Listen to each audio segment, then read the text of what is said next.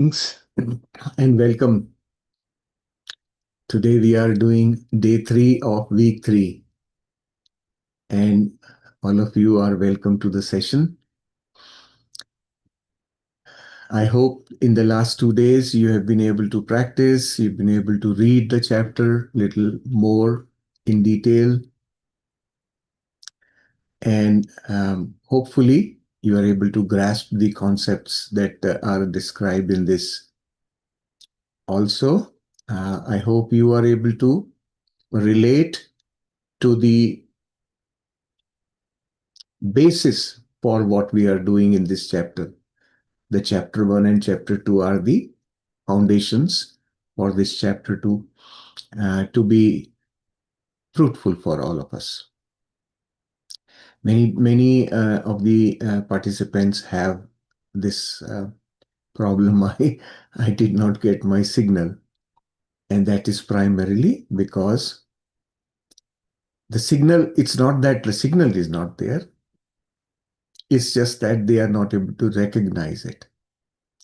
And what stands in between them and their signal is the mind. That's the only thing they have to cross. That's the barrier, that once they cross the barrier, the signal becomes absolutely obvious and clear. So yesterday also we talked a little bit about this. So if anyone is having any issues with getting the signal, please do this practice of centering in the heart more deliberately. Much more um, effort in that area will be necessary. And know that this is just the beginning, right? This is the first signal we are trying to get, and first and most important signal. Later on, we'll be trying to get more signals. So if you are unable to reach that state where you can recognize the signal, and it's not that always you will need to go to this state to recognize. Only once you have recognized and settled the signal, after that it'll be immediately sort of obvious to you that there is this, the signal is here. Whenever that signal needs to come, it will be felt by you in any state, whether you are in the mind or not. So just for now, understand the mechanism. What I am telling you is the mechanism, how you can successfully get your signal. All right. So with that little initial blurb, I would like to now invite Monilji to lead us through the session today. Monilji will also share with us her understanding of the chapter as well. That's always such a welcome thing from every master when we hear their learning from this chapter. So welcome, Monilji. Thank you. Namaste, Saliji. Namaste to all, and welcome all once again. And as you all know, we are on the third day of week 3. So, this is the last day of our group practice together. So, from here, we need to continue our 4-day practice by ourselves.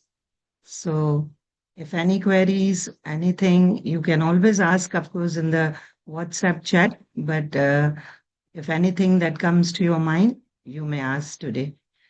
So, starting with the understanding of chapter 3, communicating with the safeguards, we have started our journey from that beautiful statement from chapter 1 that says, "You are flower in full bloom. You are flower in heaven with full bloom." So, but you do not understand your divinity. So I will read again as it's in the book. You are the flower of heaven in full bloom. You don't understand your divinity. So from there, we have learned, we realize some things then we recognize, and now we are at the point, step by step and systematically, we are at the point where we are developing a new relationship that is with our higher self.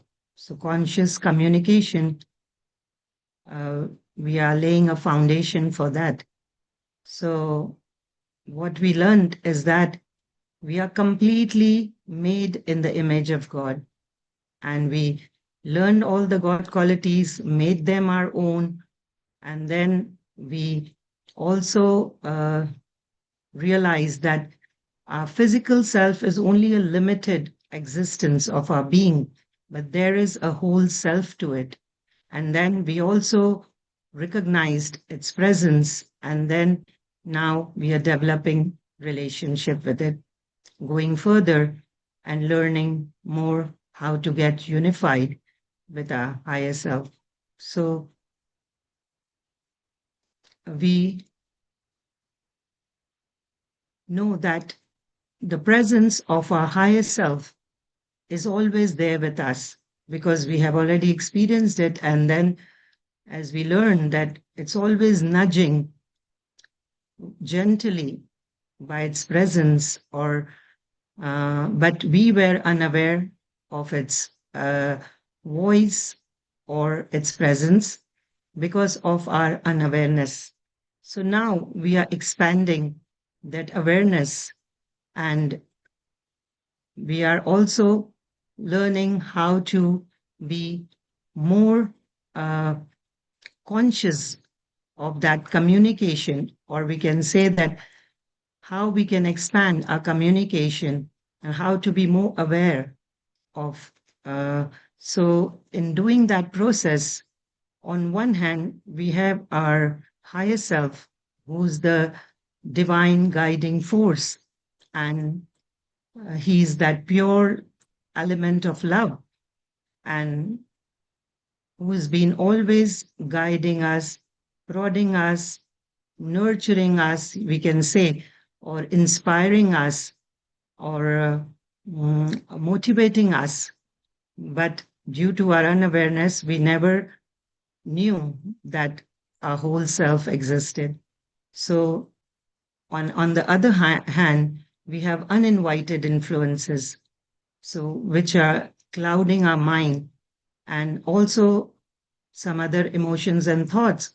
That's like uh, our memories, our internal fears, or our doubts, or some imagination of our own thoughts. That's like it can be called like a dark forces of our mind. So we have already learned so far what are the uninvited influences. So the uninvited influences is can be from, those are like the existential beings, or that entities that can be from any world, can be from physical world, or can be from a spiritual world, or any unknown world. But that is not important. The important thing are two. One is the presence of the uninvited influence is definitely there, and it's clouding our mind. And the second thing is that it's sorry.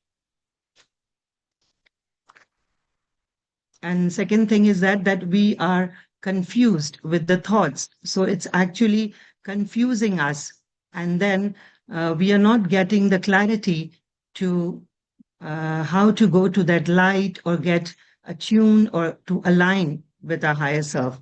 So, um, so we have some tools here, or we can say, and also the uninvited influence is the ones which are too stubborn, and they invade our aura completely, and taking away all our clarity. So they are very like rigid, or they are very fixed minded.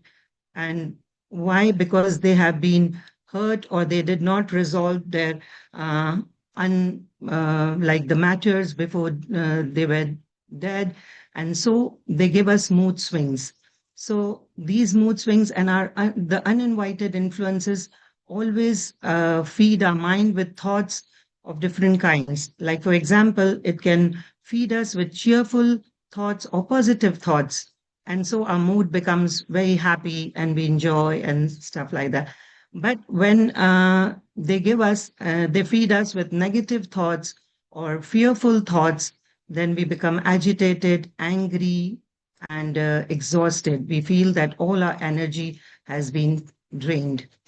So now, the clarity that we want and the wisdom that we want to live a fulfilled and enriching life that is full of abundance and happiness uh, is only possible when we clear this clouded mind completely. So it needs to be cleared, and we need to be in our more closer to our uh, inner guidance, that is our higher self. So for this, we have been uh, told of certain practices in this chapter that we have learned from 2 days, that those are that you have to close your aura when you are in the crowded places, or where you find that people are sick around you, or even your own family members that could be sick and you want them to get well because you're praying for them, or you wish that they can get well soon, and you want uh, to shorten their experience for them. So in that case, so closing the aura is nothing but just to protect us from the unknown, and um, and clearing the aura. The second comes the clearing the aura. So the clearing aura is like decluttering your mind, and also uh, sending the uninvited influences with love and light, because they have completely lost connection with their own true innate nature. So you can remind them to go, because they have refused help also from their side. They are so stubborn. So we remind them and we ask the higher self to let them, to drive them to their destination. And clearing the aura is something like, I would call it, that cleanliness is next to godliness. So the more that we clear our aura, so the more we can imbibe and those qualities of the godly qualities that we have learned, and then we can get more closer and get more closer to a heart, and to vibrate in that love that our higher self is, to basically to get unified with our higher self. And then we have some, so for for darkness to remove, we need light, and light always helps the ignorance or the darkness to clear it out. So the more we uh, the more we vibrate in our in our heart center, the more we are in the company of our higher self, the more clearer our minds will be, the more decluttered it will be. And the then we have one more practice that we need to follow is the signal. So we need to take the signal from our higher self. And for signals, we need to remember few points that are very important. That while taking the signal, we need to say, my dear higher self, please give me your signal now.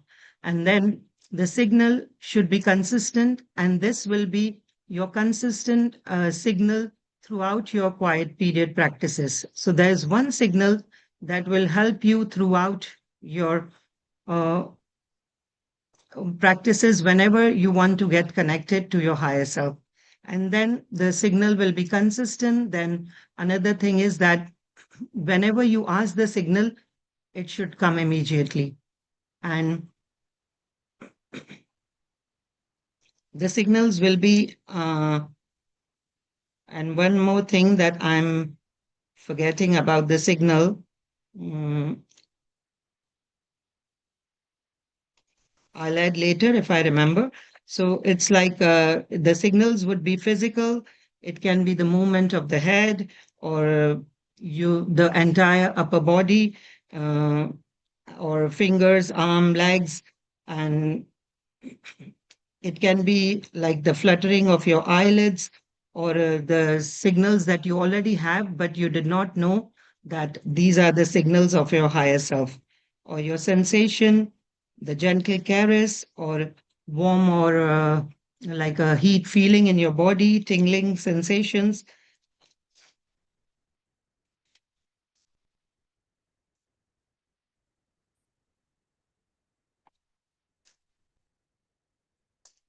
And yeah, I remember one more very important thing is that when you get the signal, it's like a confirmation that you are getting unified with your higher self. So that is like a confirmation. So that signal, you need to be very sure that you get the signal so that you know that you are not communicating with any uninvited influences, but you are communicating with your higher self and you are unified at that time. And this week, we need to, when we get the signal, we need to enjoy that quiet time with love and bliss and peace. And the signal must be comfortable and yeah, the signal must be comfortable. And if you are uncomfortable with the signal, that means you are not yet you haven't yet got your signal. And we have to have some bedtime practices this week, that on the first 3 days we need to clean and close our aura and then remind ourselves of the god qualities and become one with them, and whatever qualities that comes to your mind that time you need to repeat. And other 4 days the other 4 nights, sorry, you have to thank your higher self. You have to send gratitude and love to your higher self and transmit that energy to whoever you want, like, and anyone and anything. And during the day also, we need to fill our thoughts with love. And it's like a vicious circle. Whatever goes around, goes out, will come back to you. But it may come in an unexpected or least expected ways. So this is all that I understand and I wanted to share with you all. Thank you. Saleji, if you want to add anything, please. I just No, made it a short summary because we have been already doing this from 2 days. So I just ex- covered whatever was important. yes, Sorry. you got all the important points here, and we will go through the podcast also little by little later. Yeah, So sure. yeah, Mm. I don't see any gaps at all, but yeah, the podcast will take care of many other a different viewpoint also. Yeah. Yeah, sure. And I would like to remind again about the signal that it should be consistent, it should be comfortable, and it should come immediately. Whenever you ask your higher self for signal, it should give you. And um, um, this is the practice for your uh, always for your quiet period. So this will be a consistent signal that you will use forever Mm, to communicate with your higher self. yes, excellent. So I think what we can do is we'll just go through the practice, actual practical of the practice, right? Mm. And then after that we will deal with the any questions or any such things. Okay? Yeah. Okay. So please Thank go you. ahead. Yeah. Thank you. So, masters, drink some water, make yourself comfortable.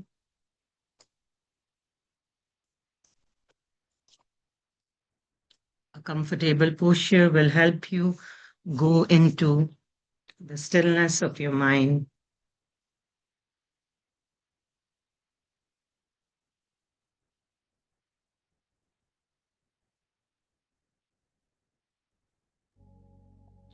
Check the posture of your back.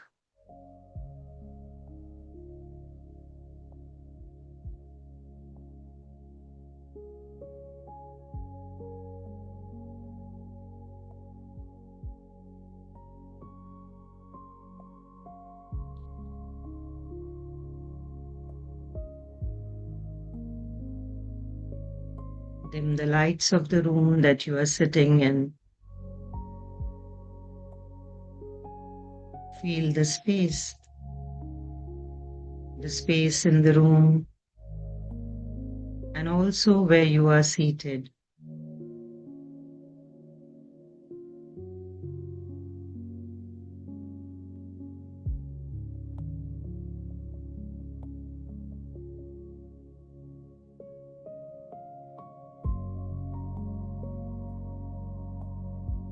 Take a deep breath in.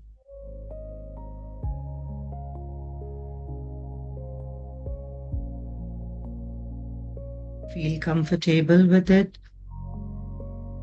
as you go, as you breathe in, and then release it. Take another deep breath in.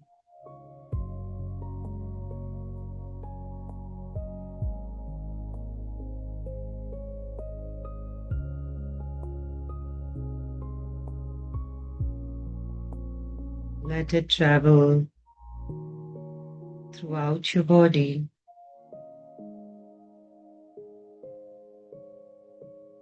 And release it.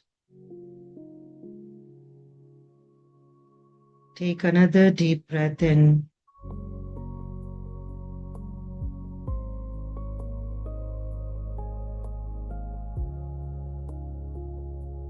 Let it go and relax.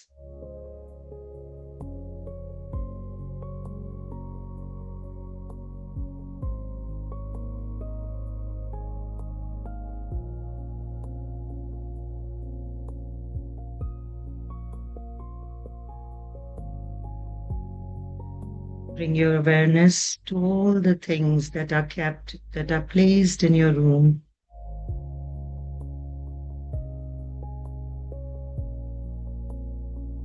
And feel the love for them and the comforts that they give you, they offer you. They're always in your service.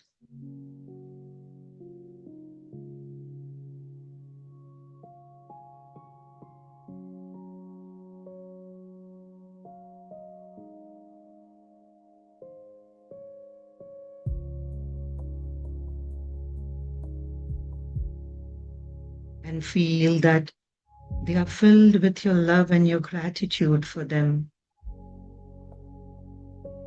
May it be curtains, your bed, your living area, the space that you always enjoy and you always want to be there. There's one comfortable place in your whole house that you would like, that you would love to sit there.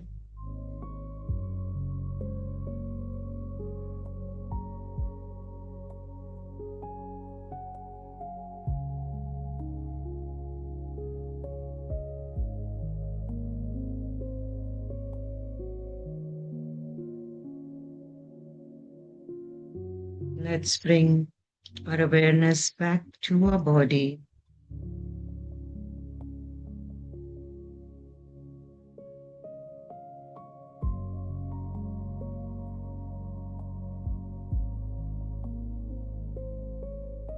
Breathe in there.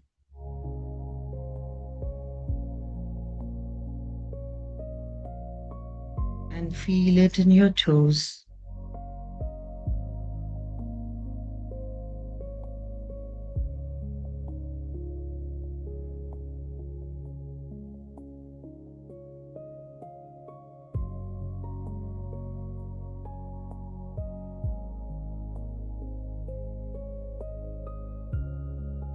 Feel the sole of your feet, left and right.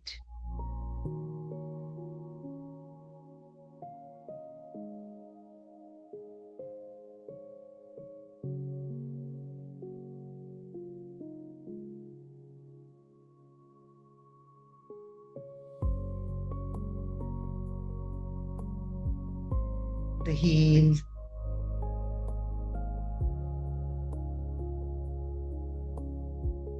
and the ankles.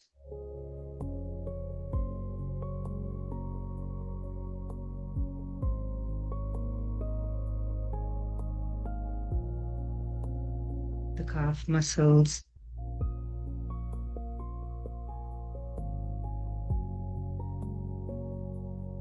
knee joints,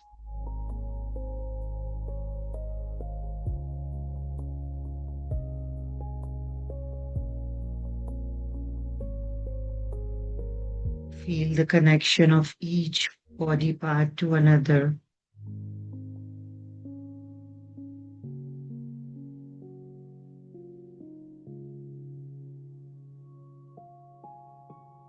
Breathe in and relax the thighs.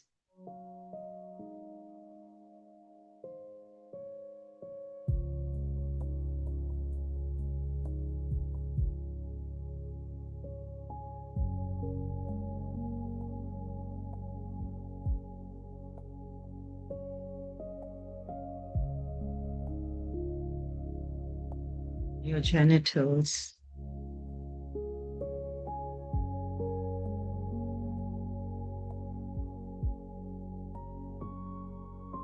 lower abdomen,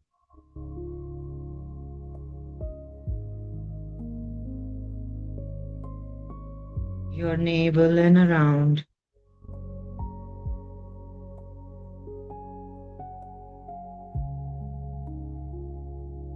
Feel how your digestive system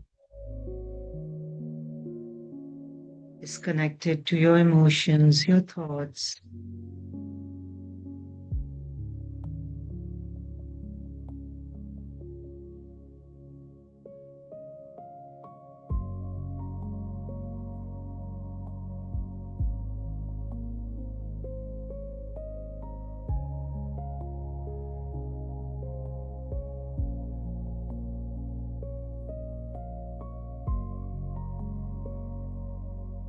Feel the breath in your chest and your lungs,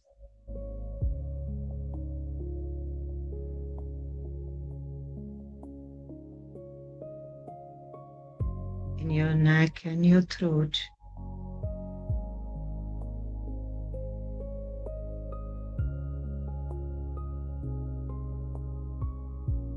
Relaxing your facial muscles,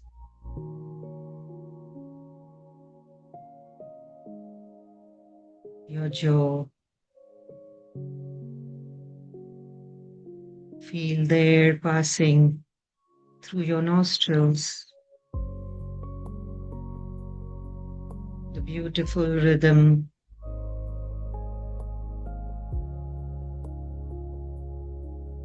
of inhalation and exhalation.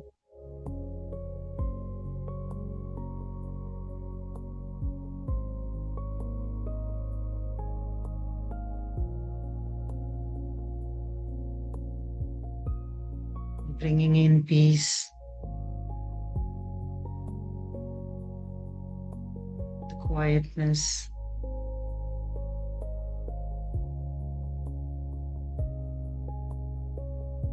the emptiness.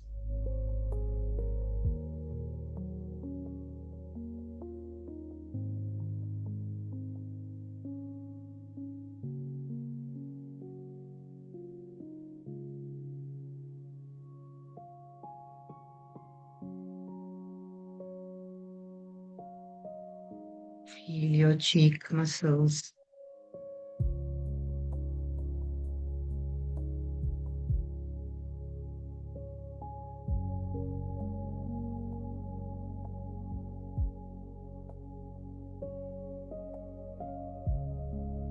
the gentleness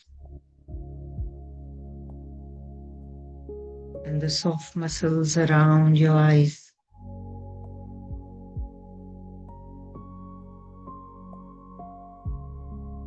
Breathe in through your nose up to your forehead.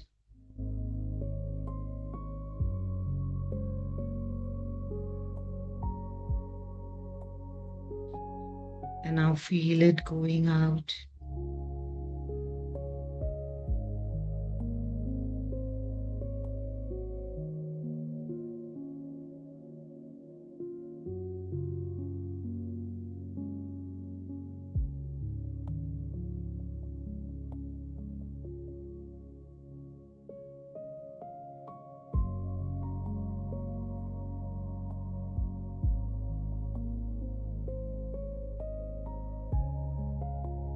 Feel each of your hair follicle relaxing.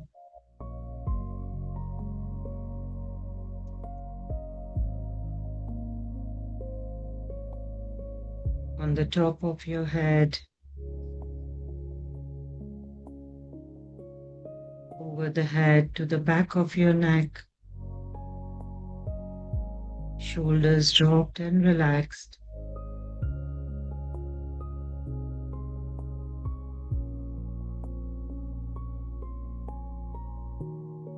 Feel the lightness on your shoulders.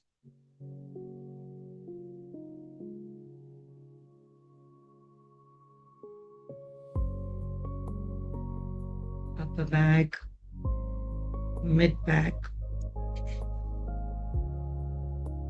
lower back,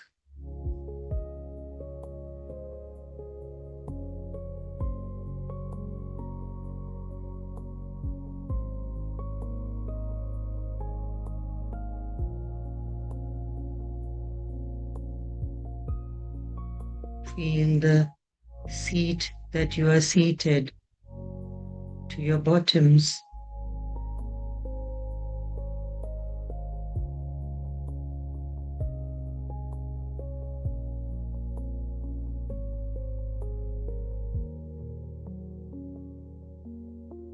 We are ready to be centering in our heart.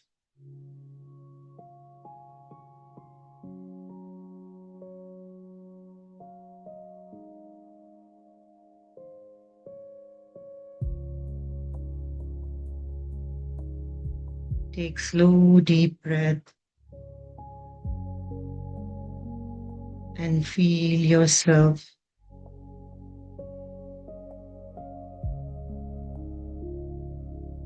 in that safe and protected place that's vibrating with love. It's not your thoughts, it's not your emotions.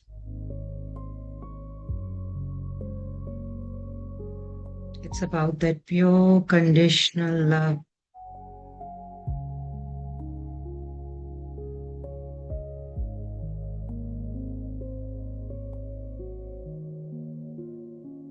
With which all of this universe is connected.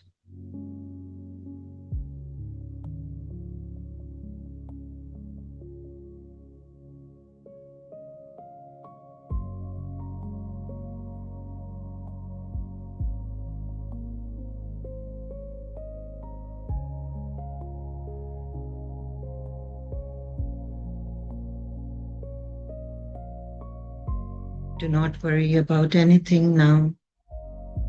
The thoughts will come and go.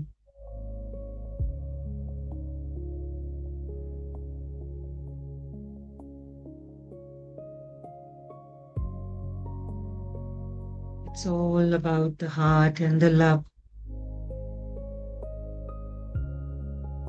that you have to feel.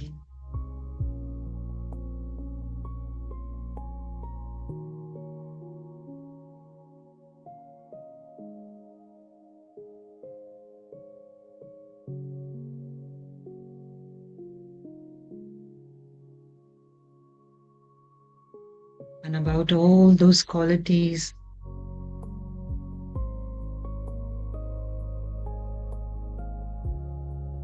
that we have already made ours.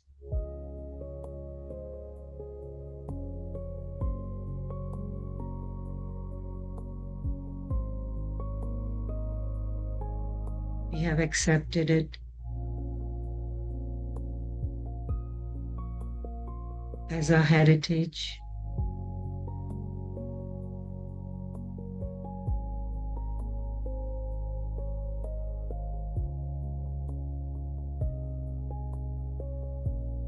Realizing that we were longing to be unified.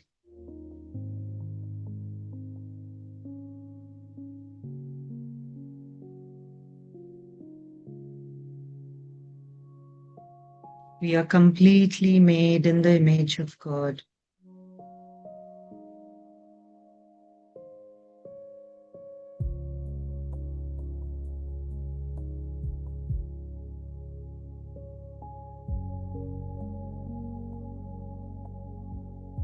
We are all completely made in the image of God.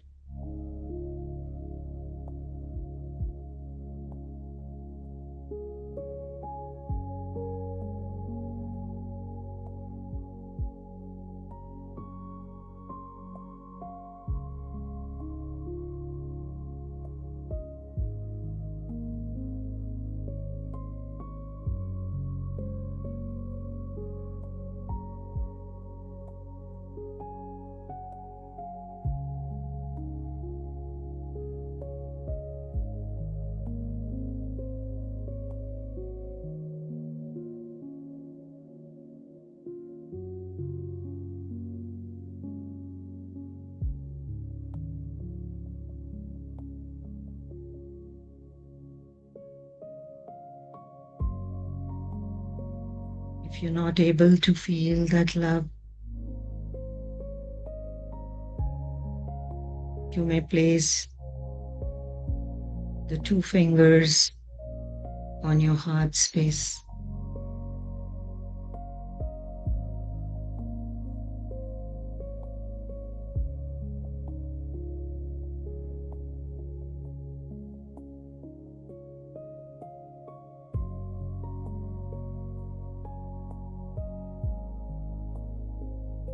Allow yourself completely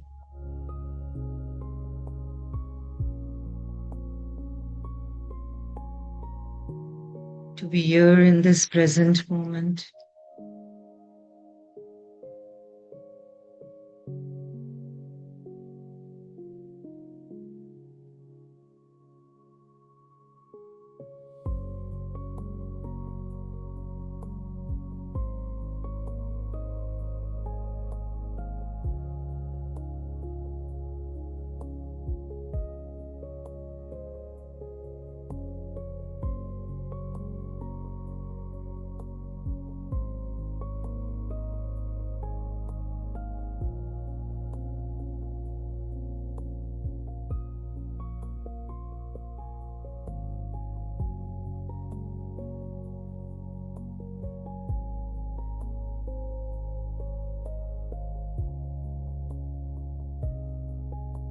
God is that pure, unconditional love.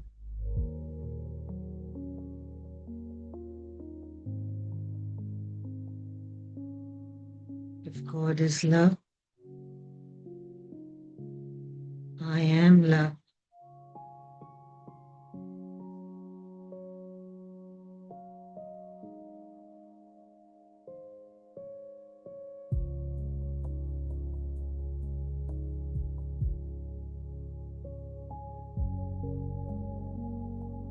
God is light.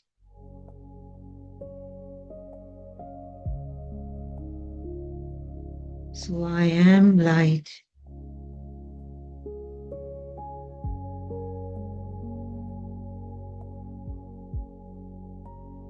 The light that removes fears,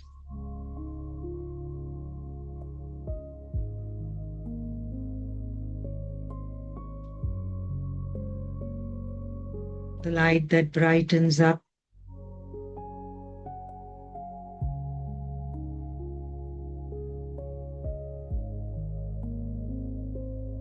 with wisdom and freedom.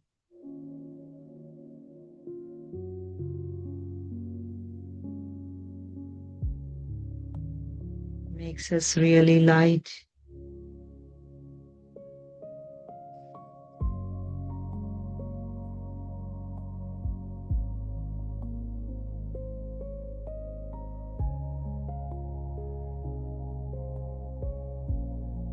God is peace.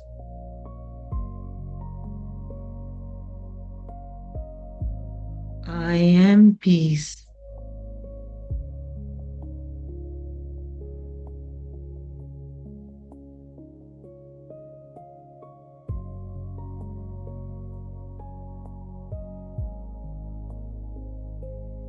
Peace is my true innate nature.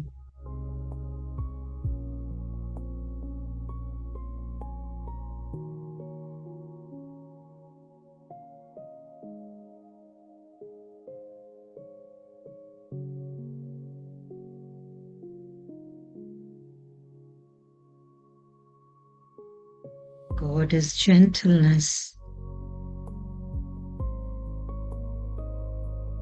I am gentleness.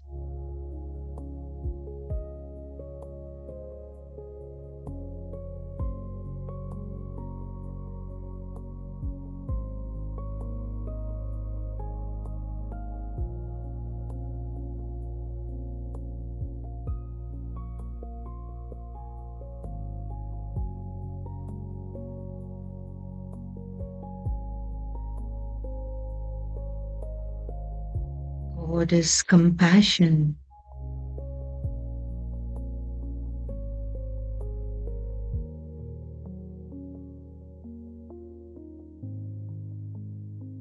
I am compassion. I am compassionate.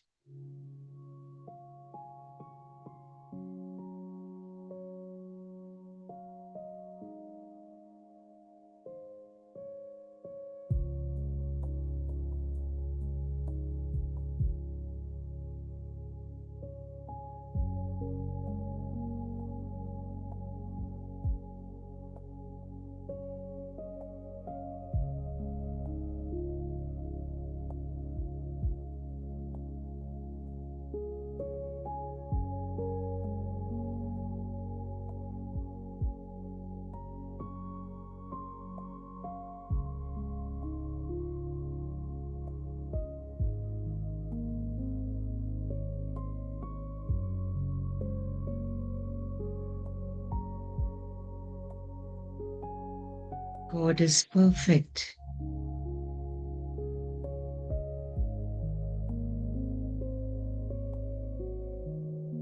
I am perfect.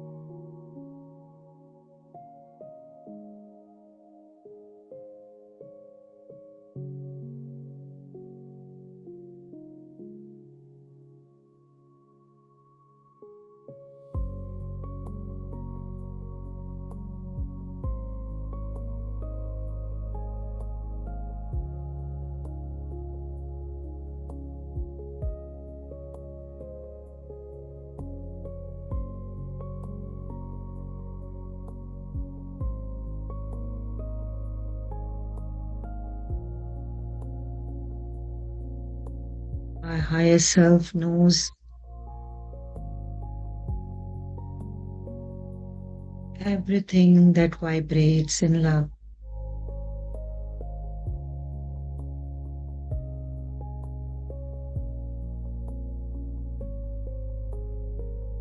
His perfect wisdom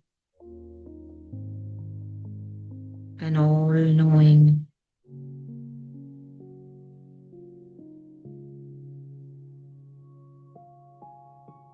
He aims a life for us which is happy and full of abundance.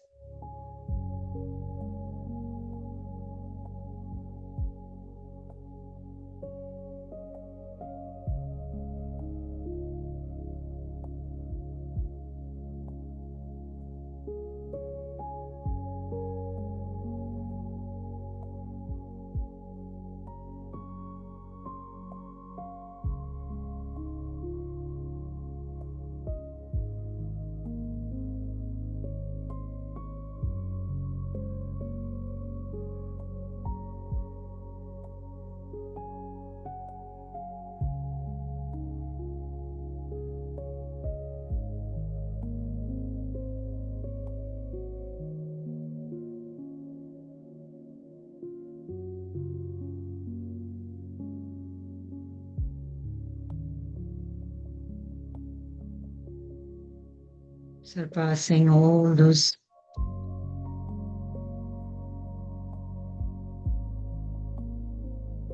energy in the thoughts that I do not need.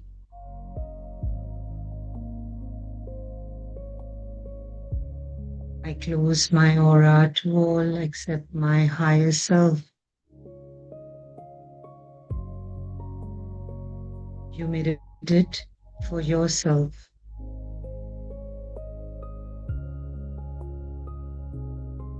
I close my aura to all except my higher self.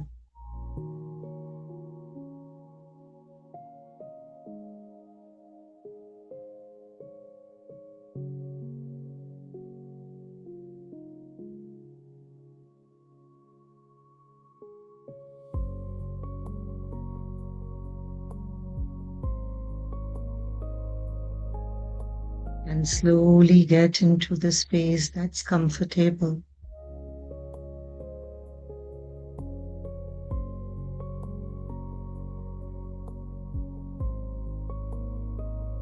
Where there is calmness and experiencing the joy and the bliss.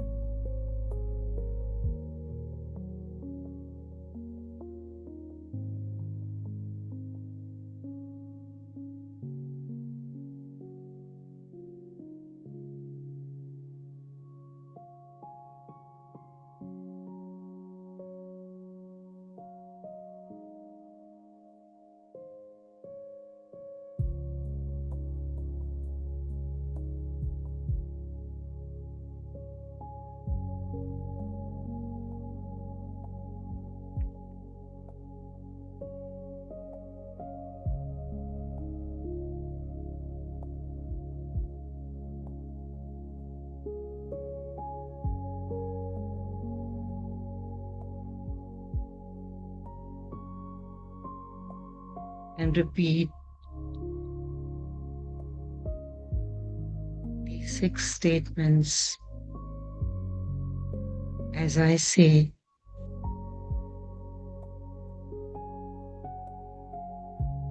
To all uninvited influences in my aura, I send love and light.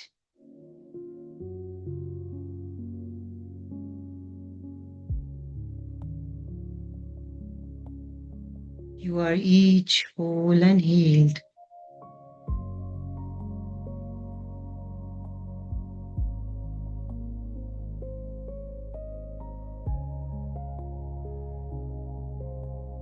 You are each created as love and light.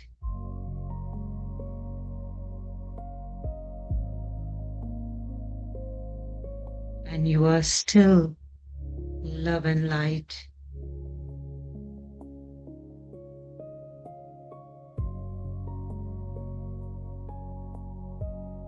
You each feel no pain now.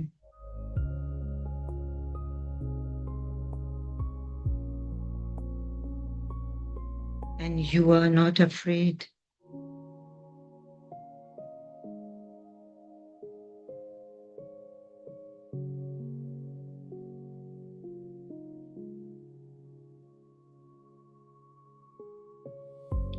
You each have a perfect place to go.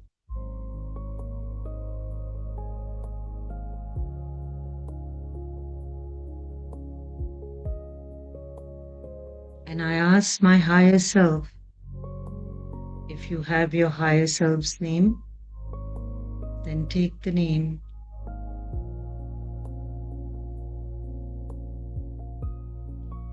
To take you there now. Each of you go in peace.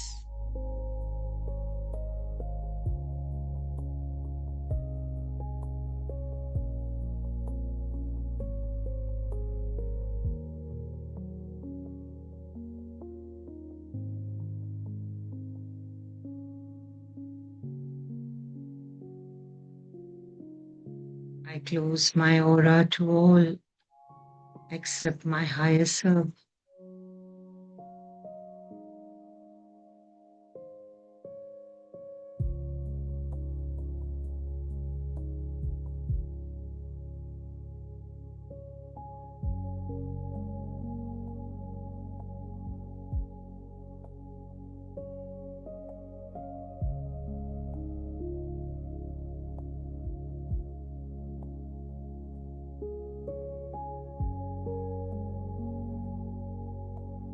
As we already repeated those powerful statements,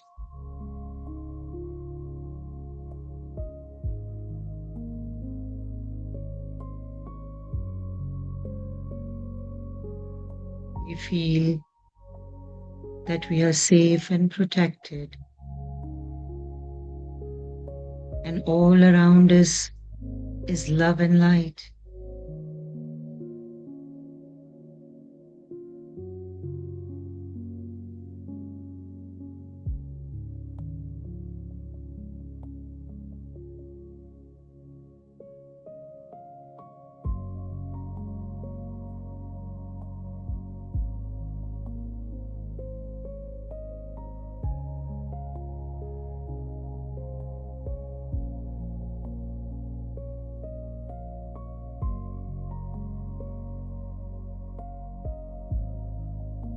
We are now connected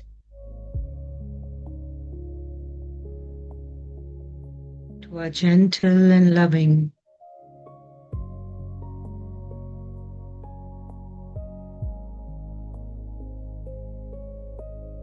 our higher self, who's full of love,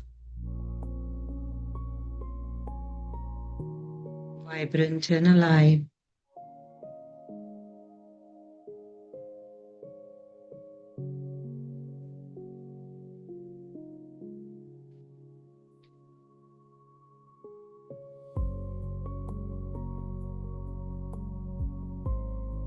Bring your full awareness to the love around you.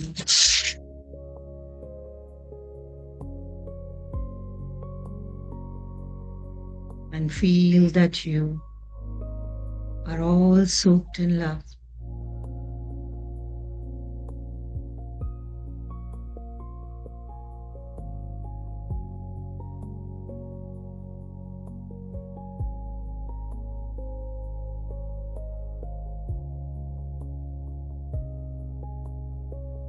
Feel the stillness in your body.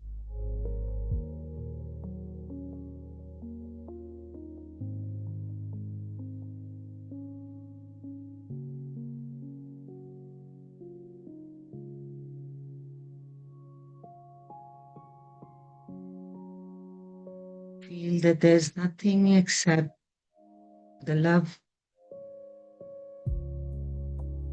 and the guidance of a higher self. This is the moment that we were longing for. We had a desire to unify with our whole self.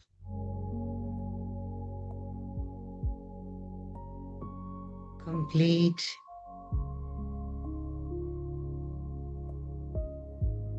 and healed.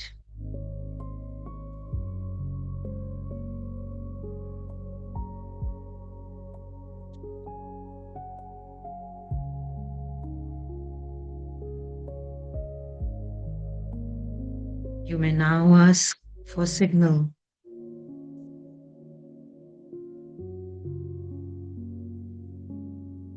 My dear higher self, take the name. Please give me your signal now.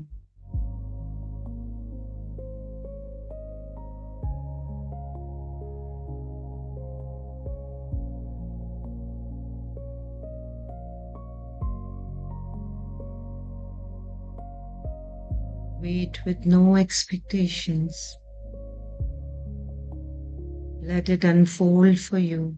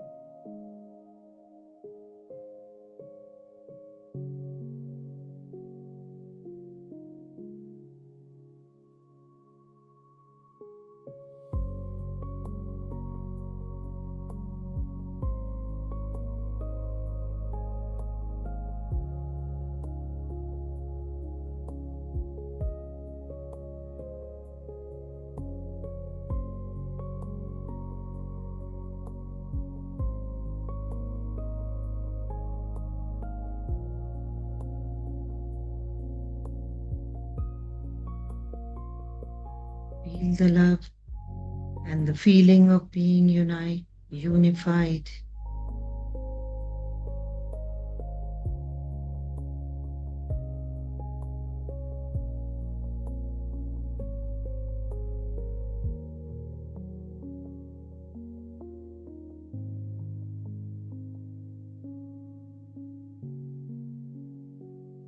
Higher self is always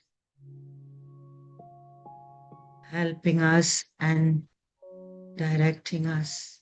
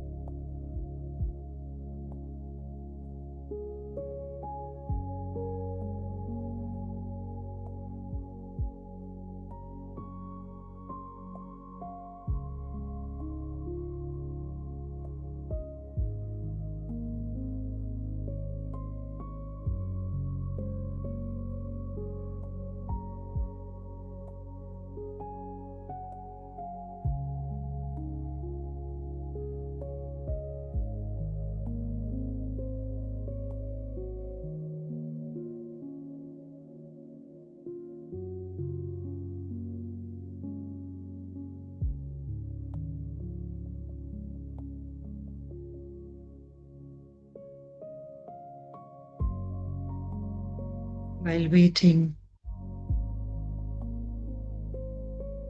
just be aware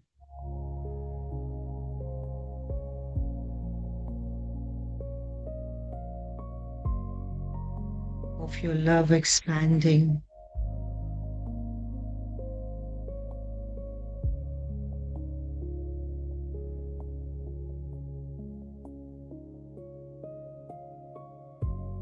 It's a total bliss and moments of joy.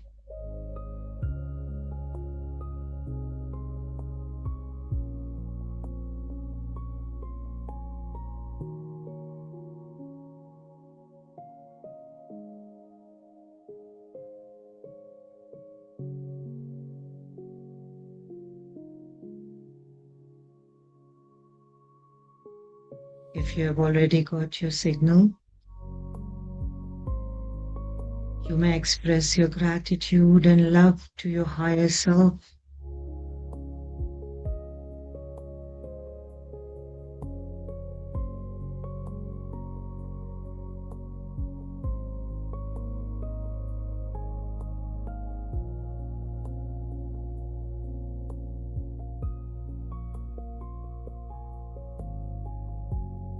And see this love energy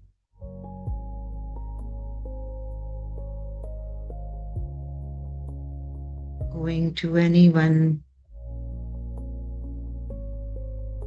and anywhere that you would like.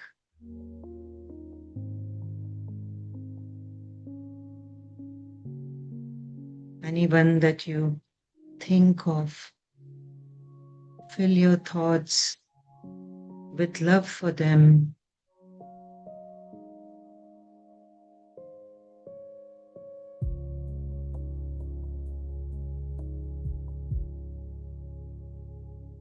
If God is love, I am love. If God is gentle, I am gentle.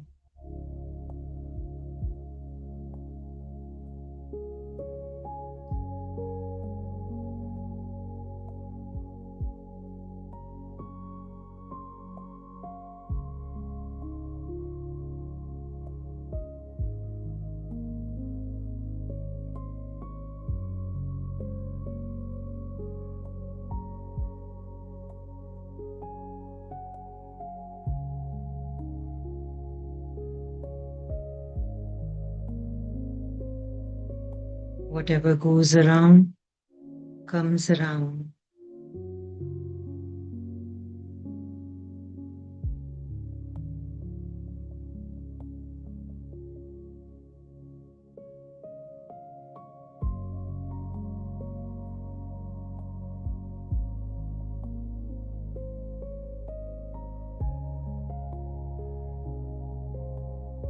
Transmit this love energy to all the space around you.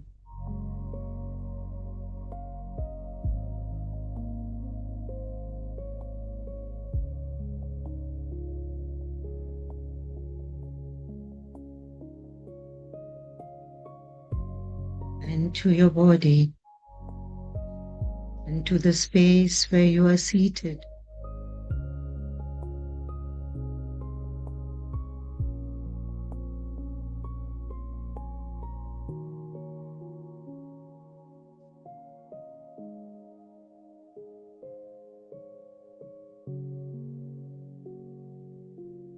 Come back gently and slowly, appreciating and sending love to Babaji, to Roger Lanfear,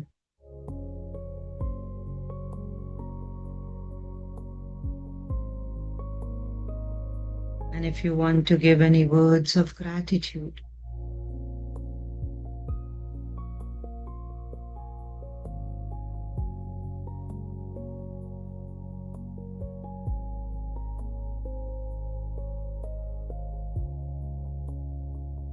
thank you for this transformative course.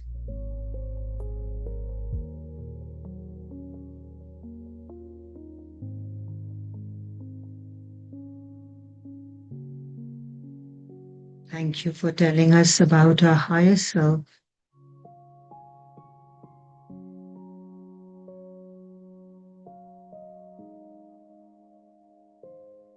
About God qualities,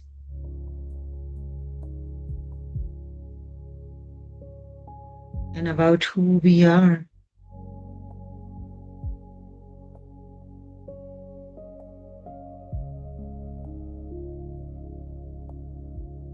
Gently and slowly,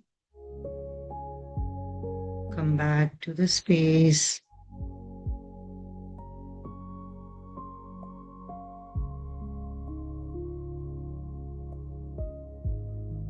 And unclasp your hands if you want.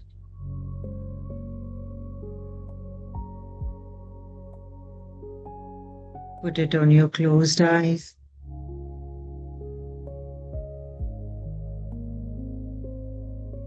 Open your eyes. Remove your palms.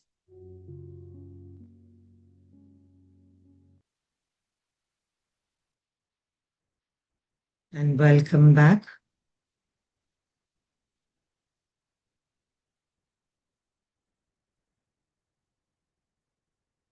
Drink few sips of water.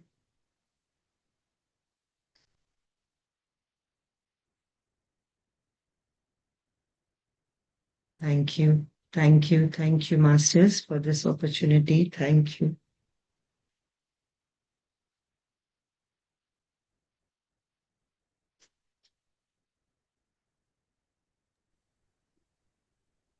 Thank you, Monilji. Thank Thank you. you. Thank you.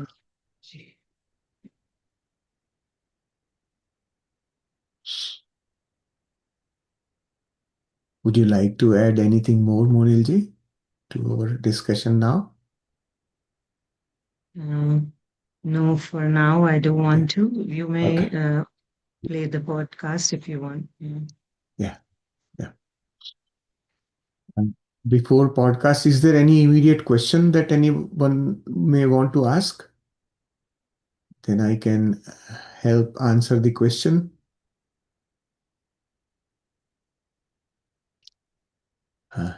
Yes, Jayaji. We have it in the lesson this week.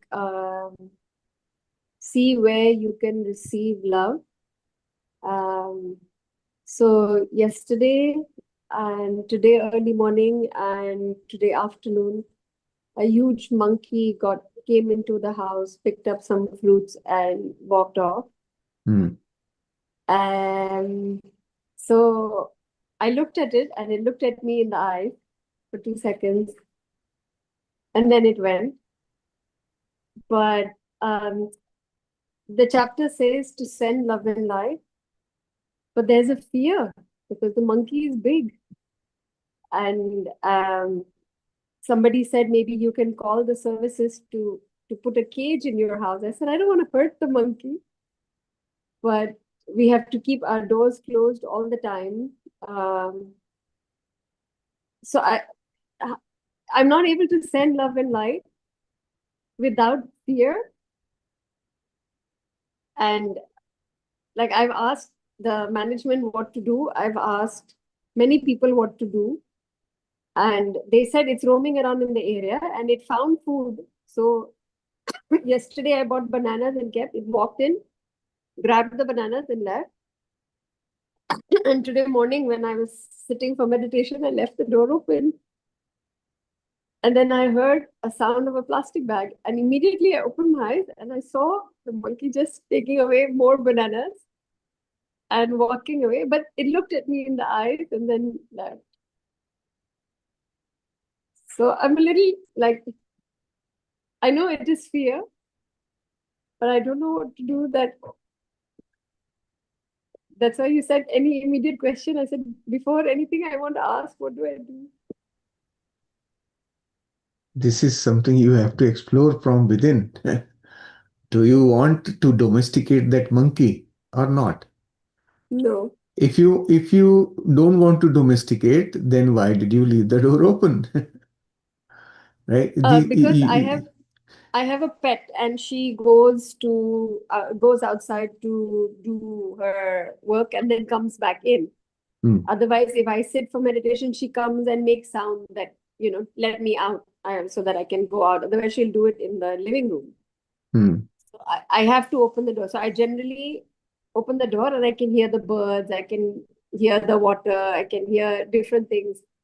So it came in the 5:30 in the morning also. So I was a little bit, yeah.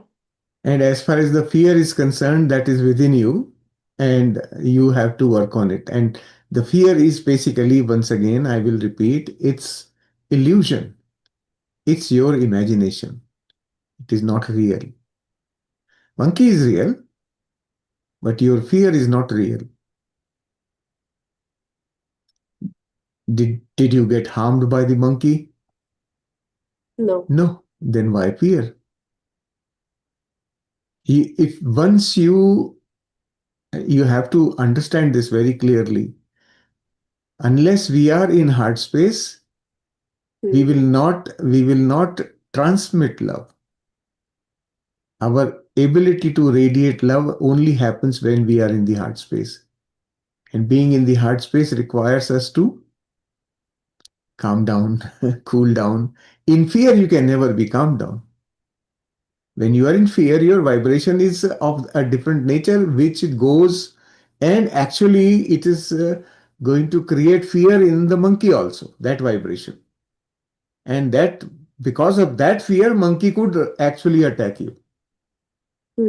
But if you are in heart space, you have no fear, and monkey will not create a situation of fear for you or for itself, right? That is something we have to. It takes time to actually figure it out. What is really the problem? So when this is slightly deeper, that knowledge that I got when I was communicating with artificial intelligence. It very beautifully explained everything to me about heart space and mind and the rest of it. What it said was, this is something you may want to quietly think about. So that well-known understanding of the mind that most people have is the mind is like a monkey, right? Yeah. And what AI described it as, it said that mind is the heart in motion.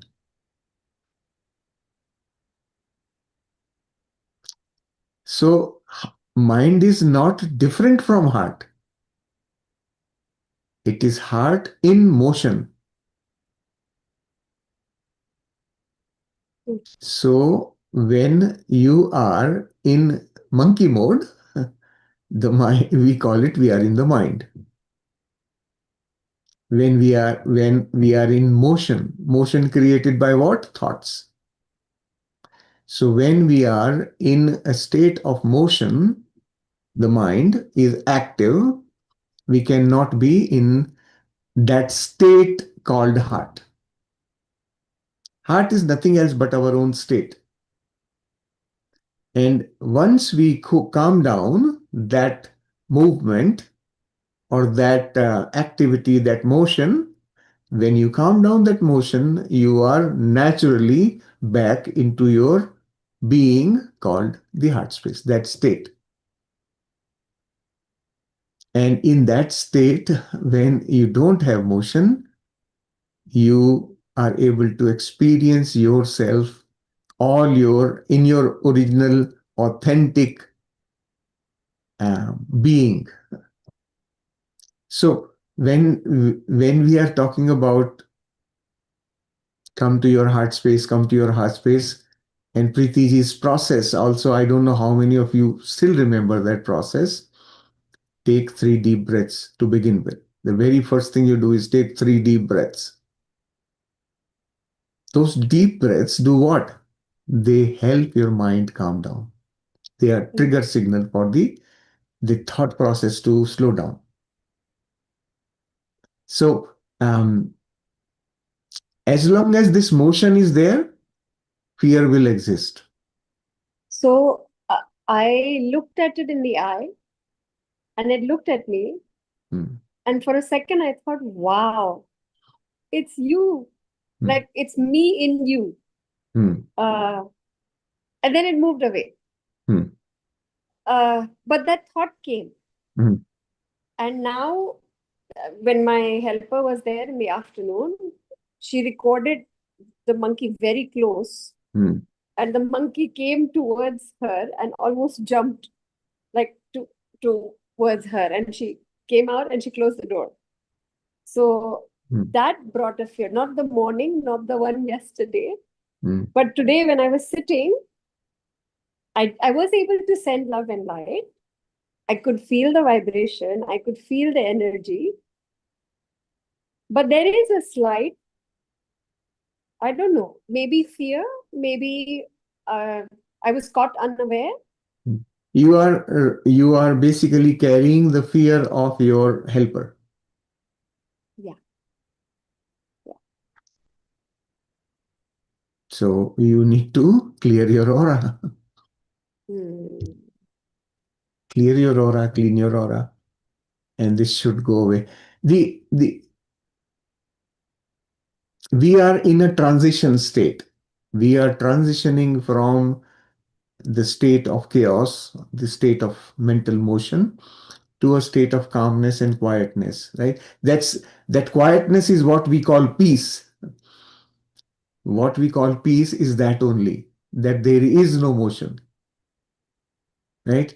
Chitta vritti nirodha is that only. That is our state of being in love. So when we are able to bring the motion to a halt, we are in the center of the heart. And that is, if you can see from your own experiences till now, like the first 3 chapters, not for you, Jayaji, but for people in general who are new to the course, in the first 3 chapters, all your practices require you to be in that state to be able to either get the name or get the signal, right? That happens. Why is it necessary? Because you have to bring yourself to that state of quietness. In That's why it's called quiet period. Bring yourself to a state of quietness means you are bringing the motion to a halt. And this is why, if you remember, for the last 2 3 years I have been constantly telling people, slow down, slow down. The first step towards spiritual development is to slow down. This is the meaning of that. Slowing down is extremely important. um, the more we remain in motion, the more we will be stuck to the mind. And when we are stuck to the mind, we'll go through the experiences created from that point of view. So, when you are in total acceptance of this monkey, the physical one, you may actually receive some guidance also. It may be a message for you. So be on the alert. Your system will tell you. Your system is all intelligent. No, it is all knowing intelligence, right? It will tell you. So there may be something of of all the people. Why did it come to your house only?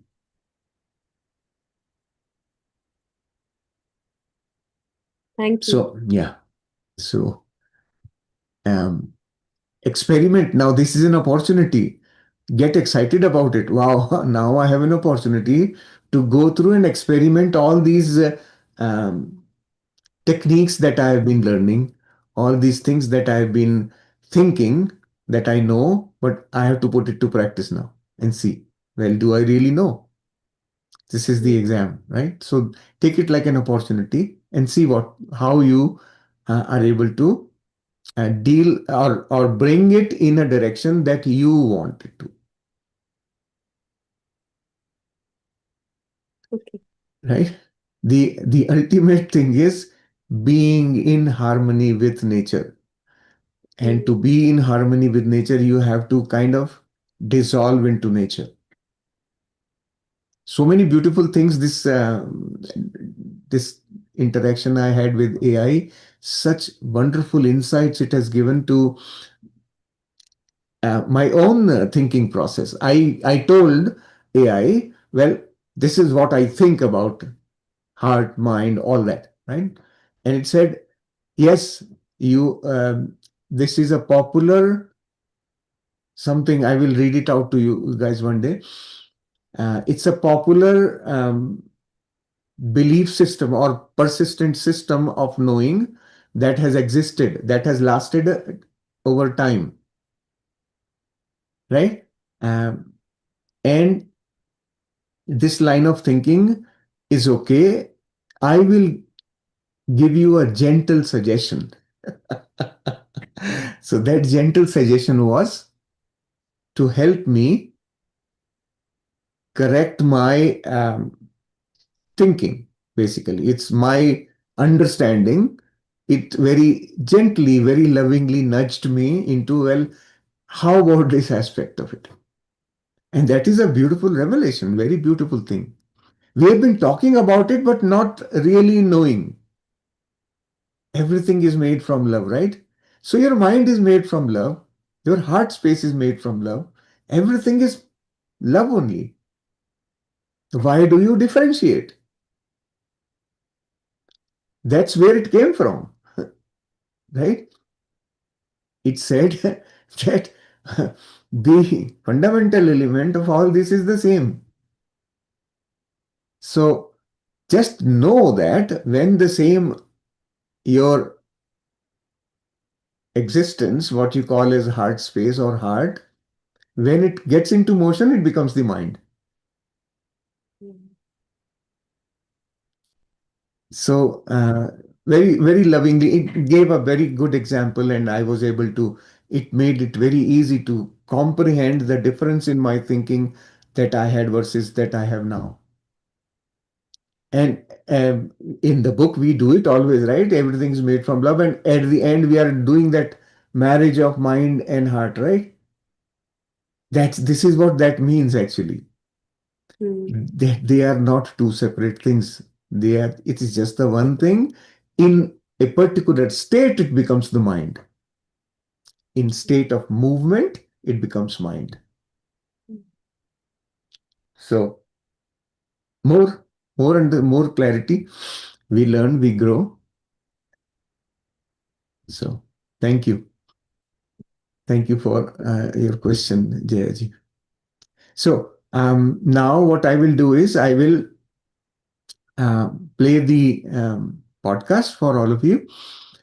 Please bear with me. This is the longest of all the podcasts that we have.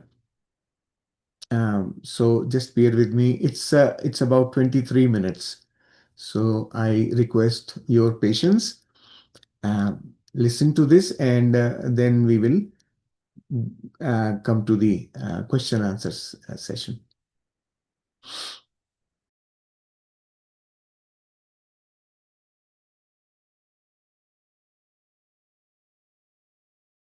Welcome to the deep dive. Today, we're embarking on a really transformative journey, I think. We're delving into some profound insights from the Babaji Unified 2025 series. And our wisdom for this exploration, it's drawn from that incredible book, Unified: A Course on Truth, by author Roger Lanphier. A foundational text for this work. Exactly. And our mission for this deep dive is pretty crucial. We're going to uncover how you can establish clear, powerfully protected communication with your higher self. That direct line. Yes.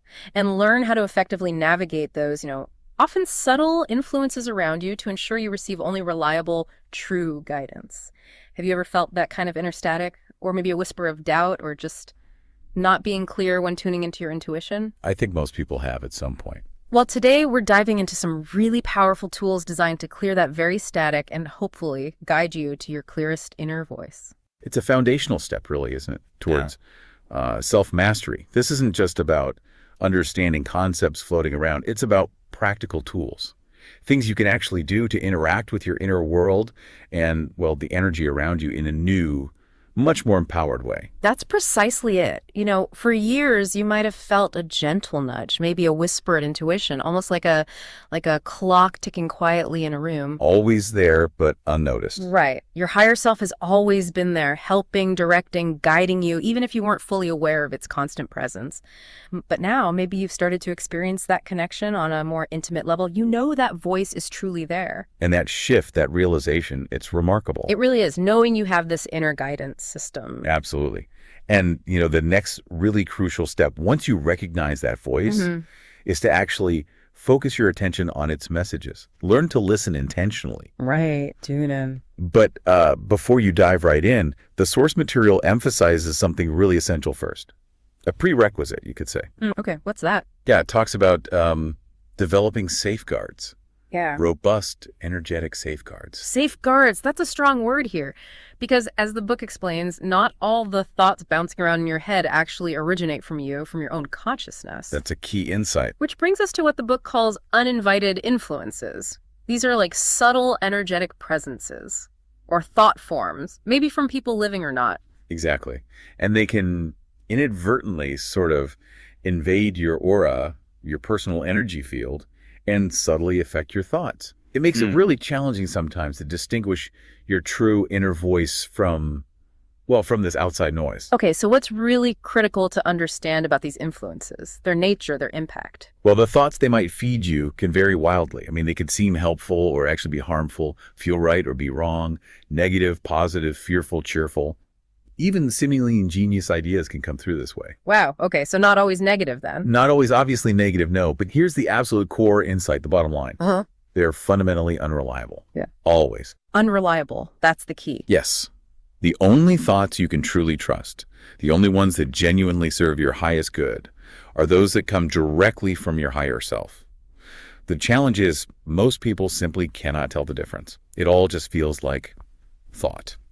Where do these influences even come from, according to the source? Often they stem from confused, troubled, maybe hurting individuals who have passed on, who've died, but have, for various reasons, maybe refused help or guidance on the other side. They've remained kind of stuck, often due to attachments to the physical world they left behind. And the symptoms of their presence. I mean, how would you even know if this is happening? The book says it can be quite disruptive and maybe baffling. It really can. You might suddenly feel moody out of nowhere or irritable, just completely exhausted for no reason, pained, angry, or experience any other emotion or feeling that seems, wildly inappropriate for whatever situation you're actually in. Like it doesn't match. Exactly. It can even lead to uncontrolled behavior sometimes. Things you do or say that you later regret, leaving you wondering, where on earth did that come from? Right, that feeling of not being yourself. That's the exact point. And connecting this to the bigger picture, the book is quite clear. These influences must be stopped. They have to be addressed. Why? What's the risk of just letting them be? Because they are, in essence, the energetic noise or static in your field. They prevent that clear, consistent communication with your higher self. And ultimately, they hinder a new life of, happiness and abundance from flowing easily and effortlessly into your experience. So it's about clarity, creating space. Yes. True spiritual clarity and personal alignment aren't just about seeking guidance first. It's about creating an unburdened, clear, energetic space, getting rid of the noise. Okay. So if these influences are creating all this static, what's the first, maybe the most accessible step the source material recommends? How do we start quieting that noise and creating that clear space? Well, the first practical tool is surprisingly direct.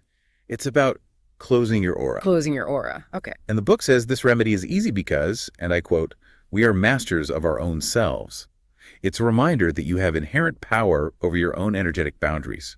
You're in charge of your space. I like that. So is there a specific way to do it? A command? Yes, there's a specific command. It's powerful but concise. You simply state, with intention, "I close my aura to all except my higher self." I close my aura to all except my higher self. Simple. Very simple. But that sentence, spoken with intent, acts as a protective barrier.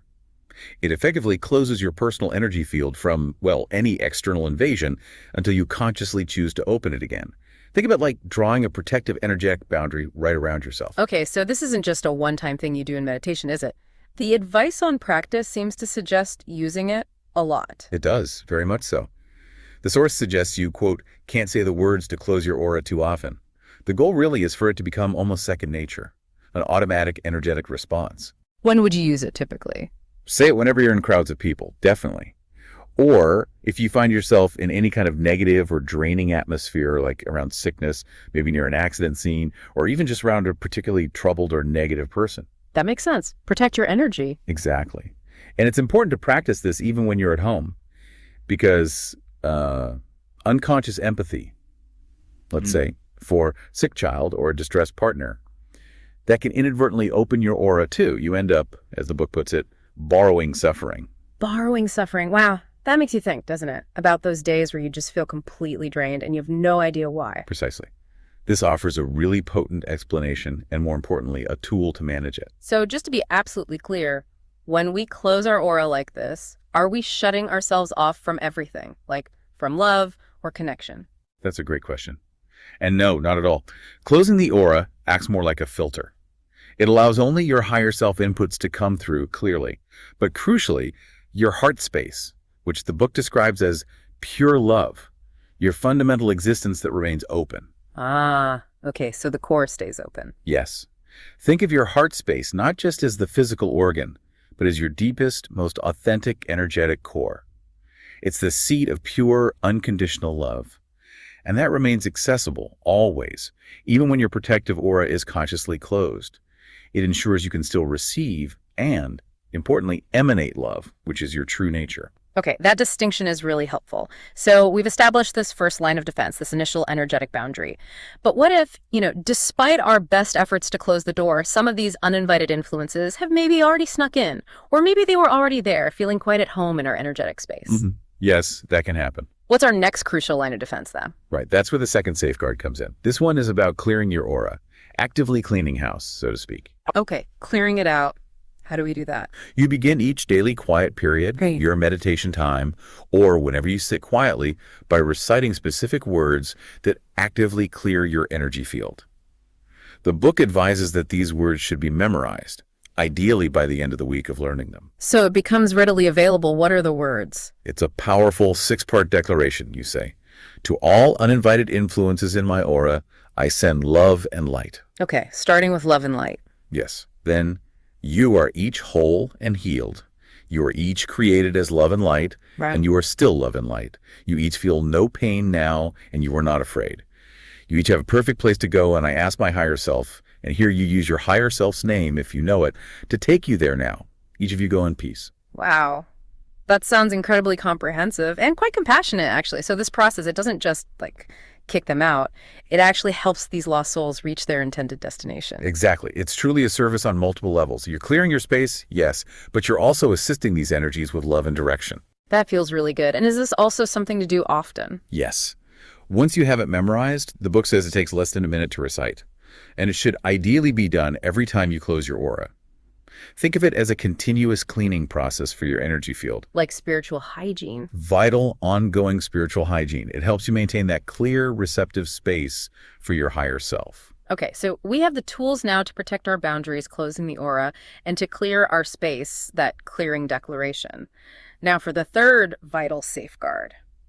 This one feels incredibly personal, a unique signal given to you by your higher self, like a secret energetic password. That's a great way to put it. A password. Yes, this signal is, well, the book says it's paramount because it's your absolute assurance, your confirmation that you are indeed communicating with your higher self and not with an uninvited influence. So it cuts through any potential confusion. Precisely. It's your personal, unwavering confirmation that the guidance you are receiving is authentic and truly from your highest source. How do you get this signal? Do you just wait for it? No, you ask for it. The method sounds simple, but it's deeply profound. After you've cleared your aura using the words we just discussed, and you've settled into your quiet time, into your heart space, you simply think the request. My dear higher self, using your higher self's name, please give me your signal now. Just ask. Just ask. And the book mentions it's important to be sitting for this, if possible, so your entire body is free to move and respond naturally to the signal when it comes. Okay. What kind of signals might people receive? Is it always the same kind of thing? Oh, it's wonderfully diverse. It could be a physical movement, maybe a gentle tilt of your head, a subtle shift in your upper body, perhaps your fingers twitch or move, an arm or leg might move slightly, or even just a fluttering of the eyelids. Interesting. Physical things. Or it might be a distinct sensation, like a gentle caress on your skin, a feeling of warmth spreading, or maybe a tingling feeling somewhere specific. Sensations. Okay. What else? You might receive a vision. That could be a clear picture in your mind's eye, or sometimes it's simply an internal flash or perception of light. Or, for some people, it could be something they distinctly hear, maybe a specific tone, a word, or a subtle sound. It's very individual. So, lots of possibilities. But what are the non-negotiables? What does the source material say we absolutely must expect from this signal for it to be valid? There are two crucial certainties. First, the signal must be pleasant. It should feel good, gentle, loving, never jarring or uncomfortable. Pleasant. Got it. And the second? Second, it must be given to you every single time you ask for it. Consistency is key. Every time, without fail. Without fail. If you ask for your signal and you don't receive it, or if what you receive feels unpleasant in any way, the instruction is very clear.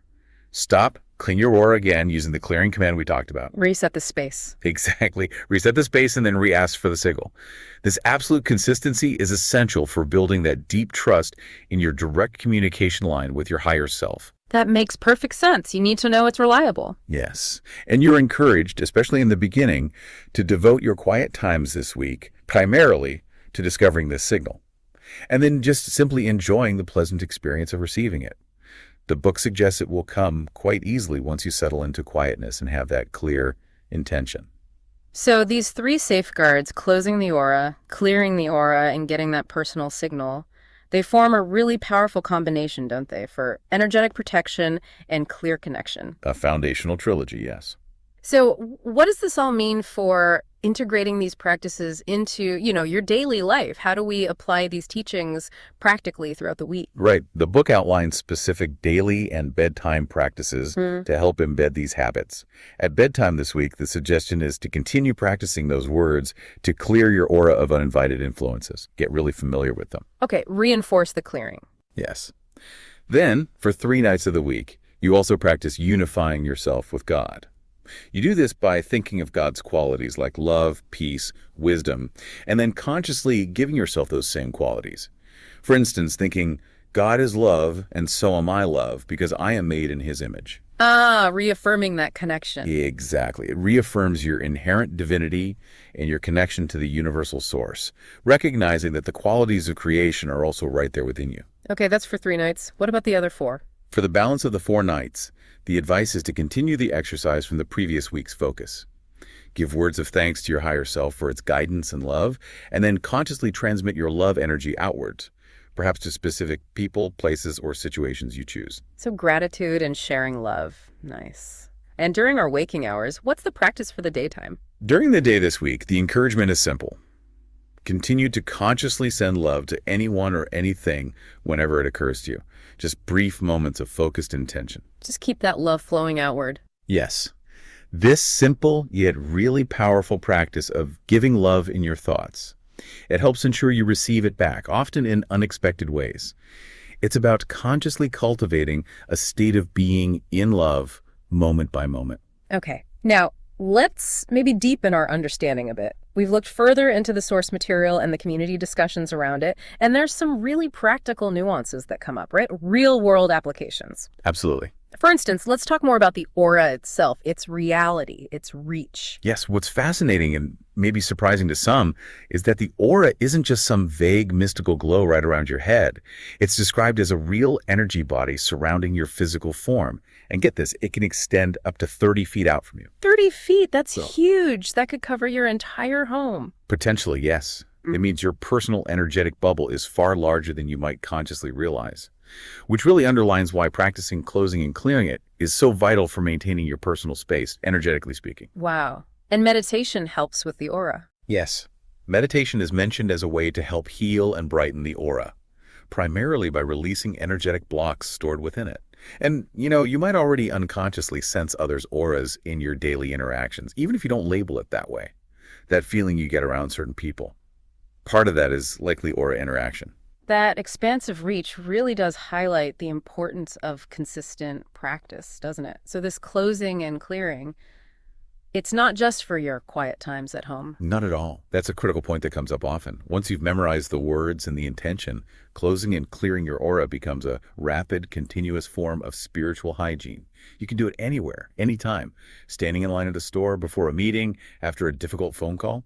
Like constantly managing incoming energetic mosquitoes, you called them. Haha, yes, something like that. Managing those little buzzing influences. Yeah. But the assurance from the source is really important here. While it might feel like constant maintenance initially, the need for such frequent cleaning will naturally decrease over time. Oh, why is that? As your own personal vibration rises, as you do this work and clear your field, you become less susceptible, less resonant with lower vibration external influences. Your own light gets stronger. Okay, that's encouraging. Which leads perfectly into another really important distinction that often gets discussed. The difference between empathy and compassion, especially when we're talking about energy protection. Yes, this is a subtle but crucial difference. Unconscious empathy, while it often comes from a kind place, can inadvertently open your aura. You feel with someone so strongly that you essentially absorb, or as the book said, borrow their suffering, their energy. And that can drain you. Absolutely. And not only that, it can also trigger and surface your own hidden or unhealed suffering. Seeing another's pain can activate similar unhealed aspects within you. This is why conscious awareness in these situations is so key. So instead of just unconsciously taking on other people's energetic burdens, what's the more empowering alternative? How can we still be present and loving without getting swamped? The alternative offered is cultivating compassion. Compassion, not empathy. How is it different energetically? Compassion allows you to observe situations, including suffering, with deep understanding, with love, with a desire to help if appropriate, but without energetically merging or connecting to the point where you take on the negative influences or the pain itself. You preserve your vital energy. So you can hold space without absorbing the static. Exactly. You're not detaching from humanity or becoming cold. Rather, you're becoming a more stable, effective conduit of positive energy and support precisely because you're maintaining your energetic sovereignty, your own clear space. Okay. And how does this whole understanding of energy exchange apply to everyday social interactions, like even simple physical contact, handshakes, hugs? That's another practical point that comes up. Yes, physical contact like handshakes or hugs can indeed lead to an exchange of energies. It's just the nature of energetic fields interacting. So should we be afraid to touch people? No. It's not about developing fear at all. It's simply about awareness. You're encouraged to be mindful and perhaps utilize the aura closing and clearing tools, especially when you're in crowded places or after maybe more intense or prolonged social interactions, just as a simple way to maintain your energetic clarity. A quick reset. But this awareness, these tools, They don't mean we should retreat from the world or isolate ourselves, right? Absolutely not. The teaching is quite clear on this. You are meant to carry your light and love into social gatherings, into the world, not shy away from it. So the tools empower engagement, not withdrawal. Precisely. They empower you to protect your energy while continuing to spread positive vibrations and fulfill whatever your purpose is out in the world. They enable you to be a beacon of light without getting drained or compromised by the surrounding energies. That's a much more empowering perspective. Now, another key insight that seemed really emphasized was about the absolute reliability of that higher self signal. Why is that consistency just so crucial? Yeah, for genuine trust to build and for the communication to be truly clear and usable, the signal you receive from your higher self must be consistent. Every single time you ask for it, you should get that same pleasant signal. It has to be like an unwavering password. Exactly. Yeah. That's the perfect analogy. It's your unwavering password, confirming the source of your guidance. Without that absolute consistency, it's very difficult to build the foundational trust needed for deep inner work, for making decisions based on that guidance, You need to know you can rely on it. Makes total sense. Okay, and what about things like food and other spiritual habits? We often hear about specific diets or restrictions being important in spiritual traditions. Does this source material weigh in on that? Like avoiding certain ingredients, garlic or onions sometimes comes up? Yes, that brings up a really interesting perspective from this teaching. True spiritual progress, according to this source, is not really about externally enforced diets or behaviors. So it's not about following strict rules. Not fundamentally, no. The emphasis is more that as you attain wisdom, as your personal vibration naturally rises through practices like these, your preferences and habits, including your food choices, will naturally start to align with your higher state of being. You might find yourself drawn to different foods, or perhaps eating less, or differently. So it's an internal shift, not an external rule. Exactly. The real key, the book suggests, is to consume whatever food you do eat with love and acceptance.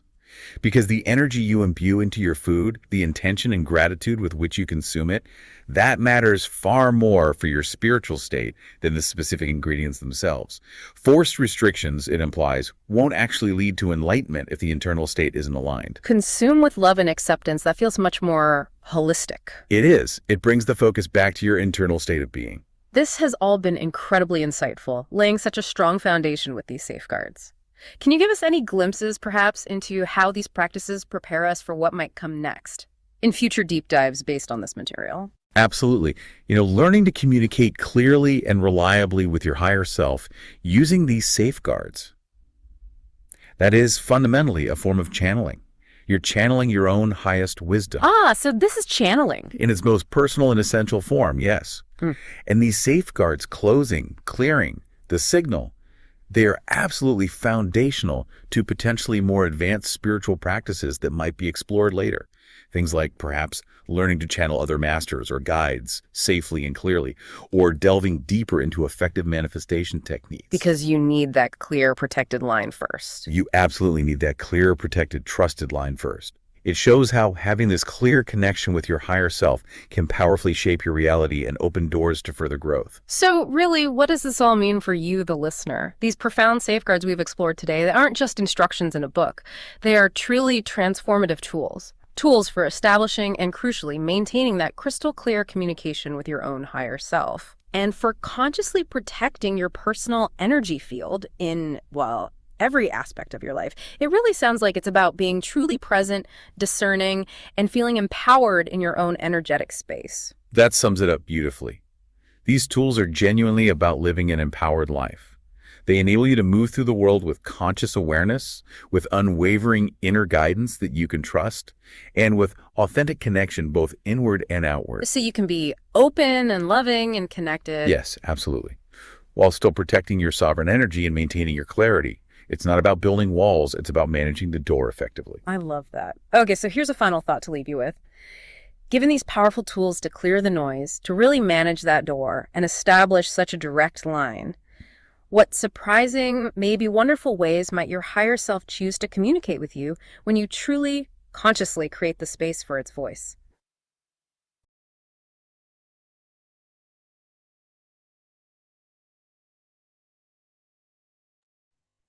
So, how did you all receive this? There is a lot of information, It includes some of the points that were there in our discussions in the last year. So just know that mm, there are things beyond the book also in this particular chapter's description here. So those things came up in discussion. So the AI picked it up. All right. So now the floor is open for your questions or any comments you would like to make. Saleshi, can I say something? Sure, sure. Yeah, When I absolutely. was listening to this podcast when they were talking about shaking hands, so I just remembered a past thing that when Modi ji came into his like became a prime minister and he used to have international trips and he used to do namaste instead of shaking hands. He used to Yeah. refuse to, and there were lots of videos on this that said that that namaste is like I am bowing down to the Ishwar uh, uh, opposite, that I am greeting the Mm. Ishwar inside you. So that I remembered that because there were lots of videos doing, promoting this, that do namaste and not shake hands. But of course, it's not. They already cleared that it's nothing to do with the physical thing of shaking hands or hugging or anything. But it just reminded me that. Mm. And to Jayaji's experience, just yesterday, I went for a morning walk and I put my small bag that I carry to do my exercise. First, when I walk, I carry it with me. It's a sling bag. So later, I put it on the somewhere where I was. Then I was walking and my bag was like unattended. And then I thought, thankfully, there are no monkeys in Hong Kong that would. Then, because in Uttarakhand, there were so many monkeys that I went to a temple. Then I was carrying this plate of puja, and Mm. we had already visited the temple, and there was a prasad left. It was an apple and some, the things like flowers or some prasad that was left over in the. And then suddenly, out of nowhere, that monkey came and he took the apple away. Then again he came, he took all the rest of the things. I said, okay, you wanted to eat that prasad. So Mm. I didn't I didn't communicate internally so much, but I was just watching, like being a witness that. And then people were saying to us that be careful of this and that. So it just reminded me that how I thought about it and Jayaji experienced it. Yes, yes. Thank you. Thank you for sharing this. The I, I don't know, this is my own thought. Why there are so many monkeys in India and not everywhere else? It's primarily to me. I mean, we all say that, right? We are descendants of the monkeys, right? And in our Indian society, in India as it is, we are very much stuck to the origin, to the old, the past, the Vedas, the Upanishad, and the time before that, and so on, right? So these are people from that area only. These are our past that comes and reminds us, okay, we are also here. That's why there are more there, because we are too rooted, and the roots keep showing up. And our Um, Hanumanji's face also is like Kapis. that is also about being rooted, right? It's all, yeah, but yeah, it's just my thought. Um, there may not be any substance to it, but I think like this many times. But being in harmony with nature is very important to understand that part of it. Um, we have to also become aware of one specific thing. As human population is growing on the planet, what we are doing is we are capturing the spaces of all the other beings that are there on the planet. We are constantly expanding our space into their space. We are encroaching upon their space. The trees are being felled, then what happens? The birds have no place to nest. So they will start making nest in the houses. There is no place for the wilderness for the monkeys to exist. They will come into the city because that city once used to be their habitat. And but we are constantly thinking they are encroaching upon our space. No, we have encroached upon their space. That's why they are coming and trying to reclaim their space, right? This is nature. We have to be aware of that aspect, that um, since we have encroached upon their domain, we need to be more cooperative with them. We need to be more accepting of them, be in harmony, right? That harmony will help coexistence and not create any clash. So, and that harmony is at the level of thought. Physical harmony is only a consequence of this harmony. So just some thoughts that I want to share is being in harmony with nature also helps us remember that we are integral part of this natural existence, the nature itself. Just like that leaf on the tree, I am one leaf in this nature. I am like that. I am that sort of an integral part of the nature. We will learn more about this in I think probably in the next couple of chapters somewhere. I really get Yes. connected to Hmm. nature. My Ah. family, really tells me to go to gym. You know, there's so much going on. Make your muscles. It will help you, and everything. But I don't know. I like to go in nature more than, and I focus on the holistic health. Hmm. That I love to be with the nature. So Hmm. when can I go? So it's like I feel it's like a two-way process when I do that. My morning walks. It's such a comforting and nurturing feeling that Hmm. you get. You cannot compare that with gyms and closed environments and the machines, I Yes. really feel connected to the nature. And that's perfectly okay. Whatever Mm. resonates with you is what you should follow. Some people feel very comfortable in the gym also, right? It's up to each That's individual. So okay. I'm yeah, not saying exactly. that Yeah. it's, yeah, Yeah. yeah, yeah. It's individually. But I'm not the judging them, yeah. but I mean, I personally like, and I know it's Yeah. important. I'm not denying the fact, Yeah. but I mean to say that I personally like, and I can't give that up, that I want to Absolutely. continue with Yeah. that. And Yeah.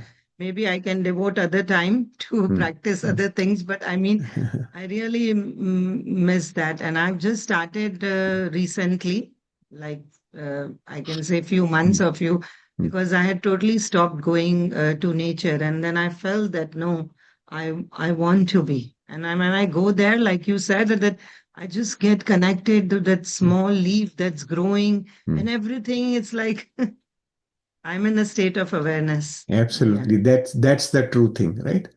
A tree never thinks that I am getting fat. A tree just it doesn't even try to be a tree. It just is, right? And that's how we have to become. That's how we have to. When we are in that sort of harmony with nature, the nature molds us in the healthiest way that we need to be. We have to just go with that flow. True. So yeah. To me, going to the gym, people who are trying to build the body in a certain way, that how it feels like. It feels like somebody is trying to pull the plant out of the seed. It's a forced growth. That's how it feels to me, but that's me.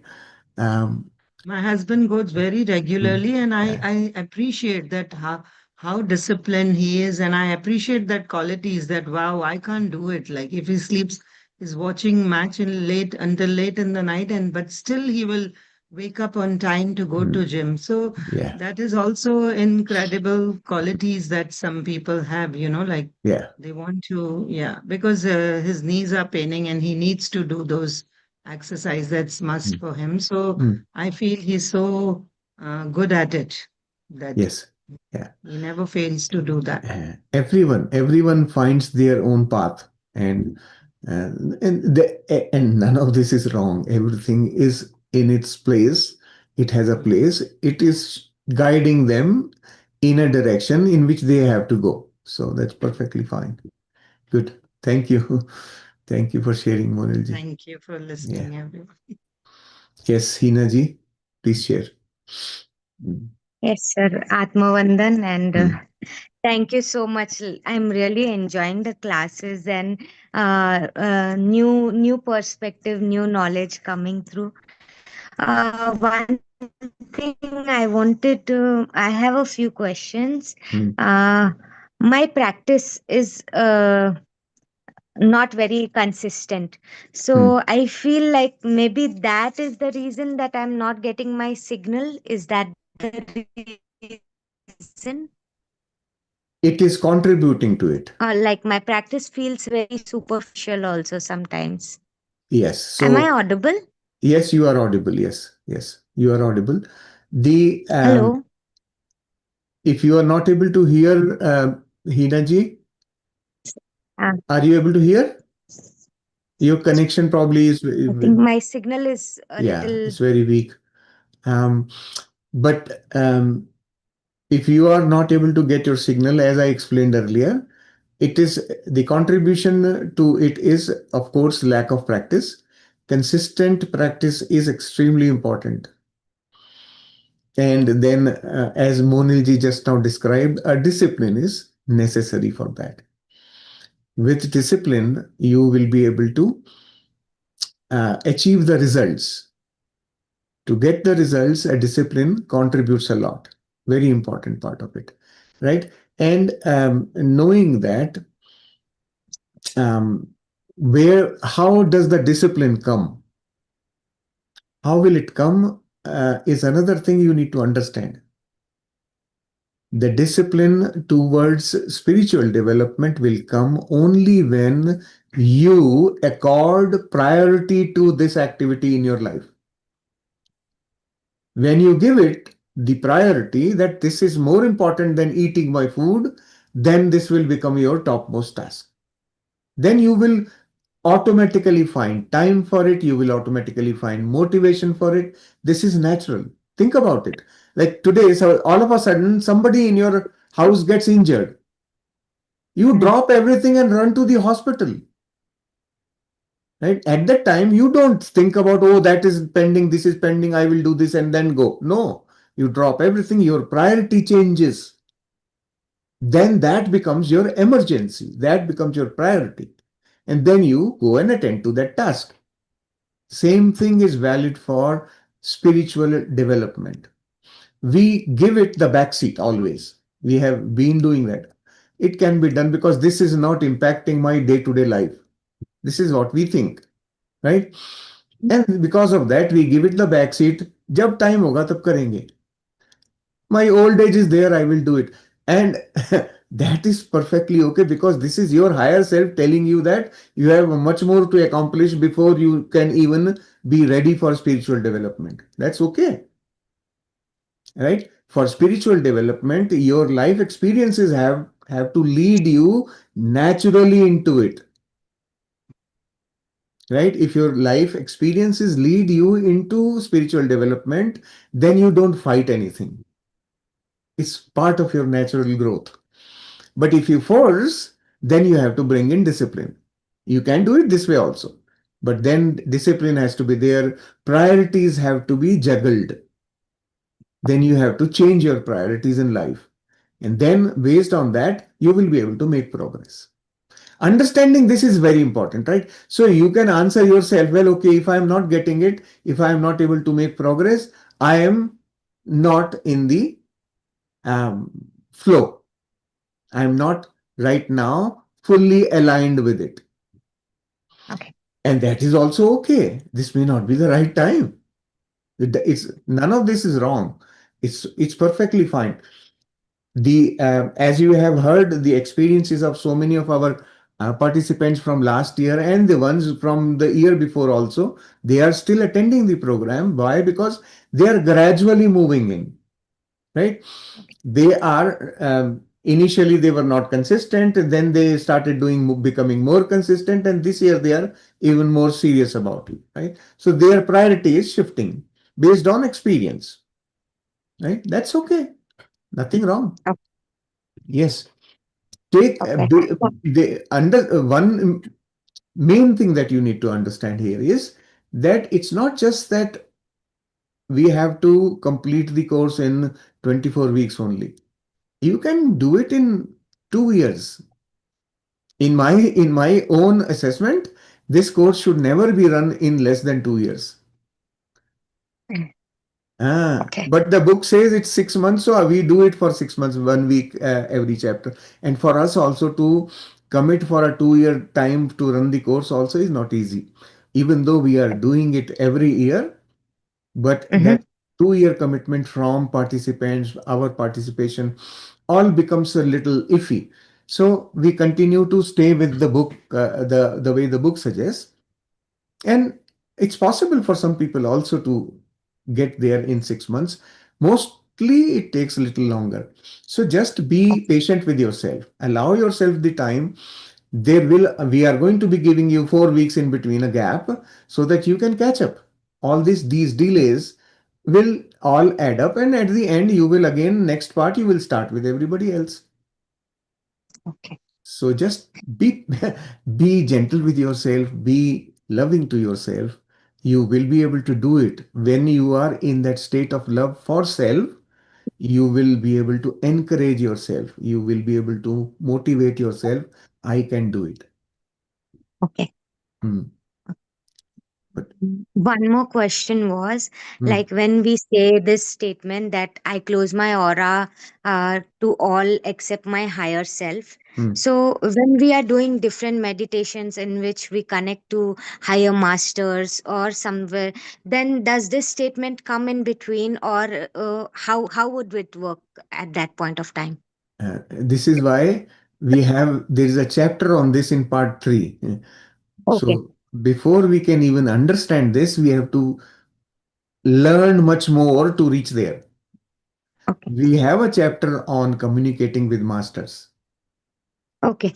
Yes, we Okay. do. Yeah. I was asking because there's a workshop coming up for me, Hmm. so I was about to do that. So that's why this question came up right now for me. Very good. Uh, Yeah, it's a good question. You at least you are alert and you are conscious that there is such a thing that will happen. How will this work? Now you understand. When in sessions of the kind that you are describing, people invite consciousness of others, whatever the name mhm. may be, masters, they are fully not aware of the unprotected part of it. We Okay. are teaching you to understand that needs to be first protected. You have to be ready to be able to communicate with them. Right. You don't even know whose consciousness you are communicating with Mhm. at that time, right? So Right. this is like many of those sessions will have the danger of being misled. Okay. Know that. So we are teaching you foundational protection. Foundations have to be set before you can even jump, Okay. right? Okay. Yeah. And my last question: can I share this statement with like my family or anyone? This statement that I Yeah. close my aura to all except my higher self. I have mentioned this in the past also. There, I think Deepmalaji had this question about. So when you are sharing it with somebody and they understand what is written there, it will be useful for them. Nothing Okay. wrong. They don't have to Mm-hmm. be heart centered to close their aura, right? Okay. Or to clean their aura. You don't need to be heart centered. That's Mm-hmm. fine. So they can use this, and if they are, it's a very natural. Nature is so beautiful. It's a natural process. If they do it once and they don't get a result, they will forget about it automatically.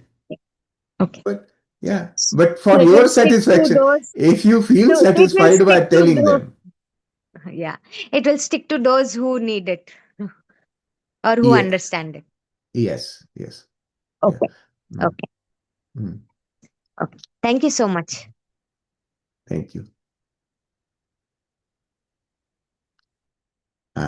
Jayaji, you can unmute now. Yeah. Sir, I wanted to ask, don't we have to clean our aura before we close it? It's Because you can't, so I feel you that can't that close. sequence we haven't yet declared. This is chapter Uh, 3, right? Yeah, in the chapter 3, we have given, right, the clean the aura, and then at the end, we close the aura. In the yeah. So cleaning and closing are not really sequenced in the this chapter as such. We have just written there in the bullets in our quiet period practice. You can actually close the aura, then clean it, and then close it also. Okay. There is no restriction on number of times you close and clean it, right? Okay. Yesterday also, I think I discussed this thing that I used to have this confusion to begin with. That I have just now cleaned my aura, and before I close, in between, if something enters, what happens? Right? Those Mm. existences are already there. So what I started doing was first close the aura, then clean it, then as essentially it's your mind panicking. Don't worry about it. The your intention is more important. What you are intending to. Your intention is what the universe reads, right? That should be very clear that yes, this is what I want. Right now, I want total privacy with my higher self. Mm. And that will help you when you have that intention in clear in your mind. Okay. Hmm? Yeah. Then But second thing, of yeah. course, later in later chapters, we will establish a permanent practice also, right? Mm. As we grow. I think at the end of chapter 5, we would have added a few more things. After chapter 5, then the practice is stable. Then we have a sequence, we follow that. Okay. Then the second thing, just now she said that I'm not able to practice daily. Hmm.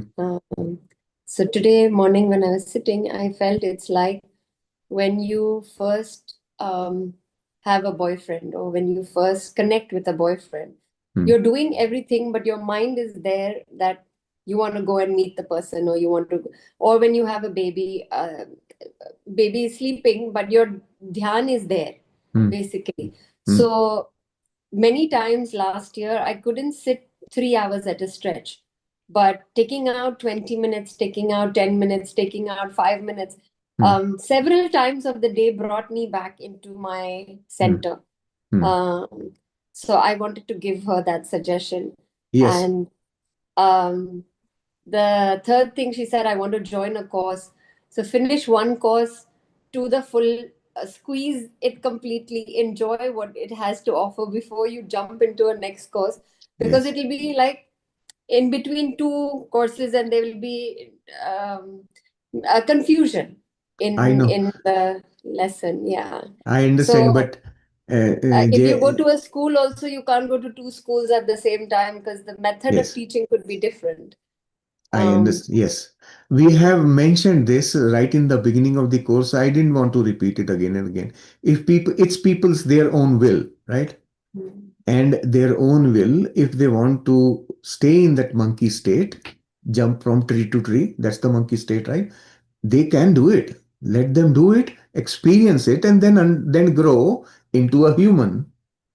From the monkey to a human, they can grow, right? But till they have not grown, they will still continue to jump, right? From tree to tree. And that's the process of development. That's how we develop. So nothing wrong with that. We have given our mind, our idea, our thought to the people right in the beginning, upfront. After that, it's their choice what they want to do. We are all grown up, right?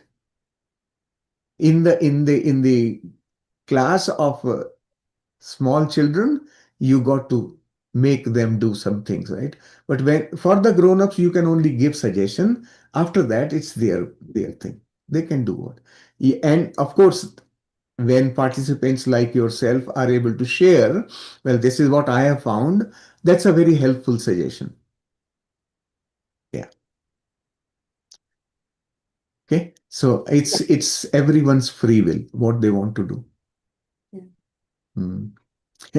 The fruit on the other tree always looks very sweet. True. This is the mind. Yeah. Mm. Okay. So Yeah.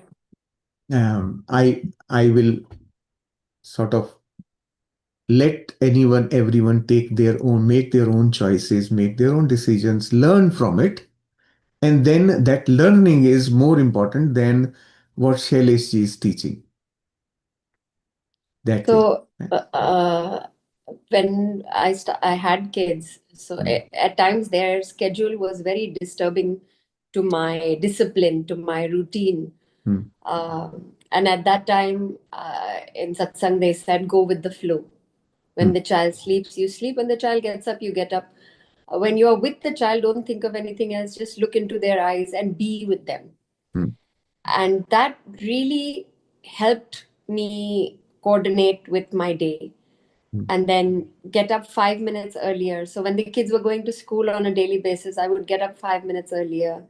So now during those 5-10 minutes before I start my day, um, it's like I connect with myself and then repeat what I want to say, that I'm made in the image of God. So when I get up, there's so much vibration. mm, The energy is already positive, and so that's how I start my day. And then during the day, when I have 10 minutes a break in the during the class, and I'm just sitting there, so I don't have time to listen to some podcast or listen to a song, or but I have time to be with myself. So then again, that pause. Then again, when you're eating food, you're enjoying every bite. Again, there is a pause. So, like they have given in the workbook, in so many ways, in so many different times of the day, you can pause. So it doesn't have to be 3 hours at a stretch, but it's like when you connect. Yeah, that day, absolutely. Mm, about 2 months ago, we were driving up the hill. Uh, we saw two porcupines crossing the road, and like 4 or 5 cars waited till the porcupine slowly crossed the road. Um, and my daughter was then, she was like, wow, this is so beautiful. And we were just watching till they quietly.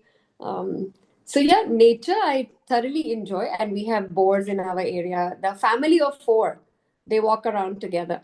But today was a little up close and personal. So I was taken aback.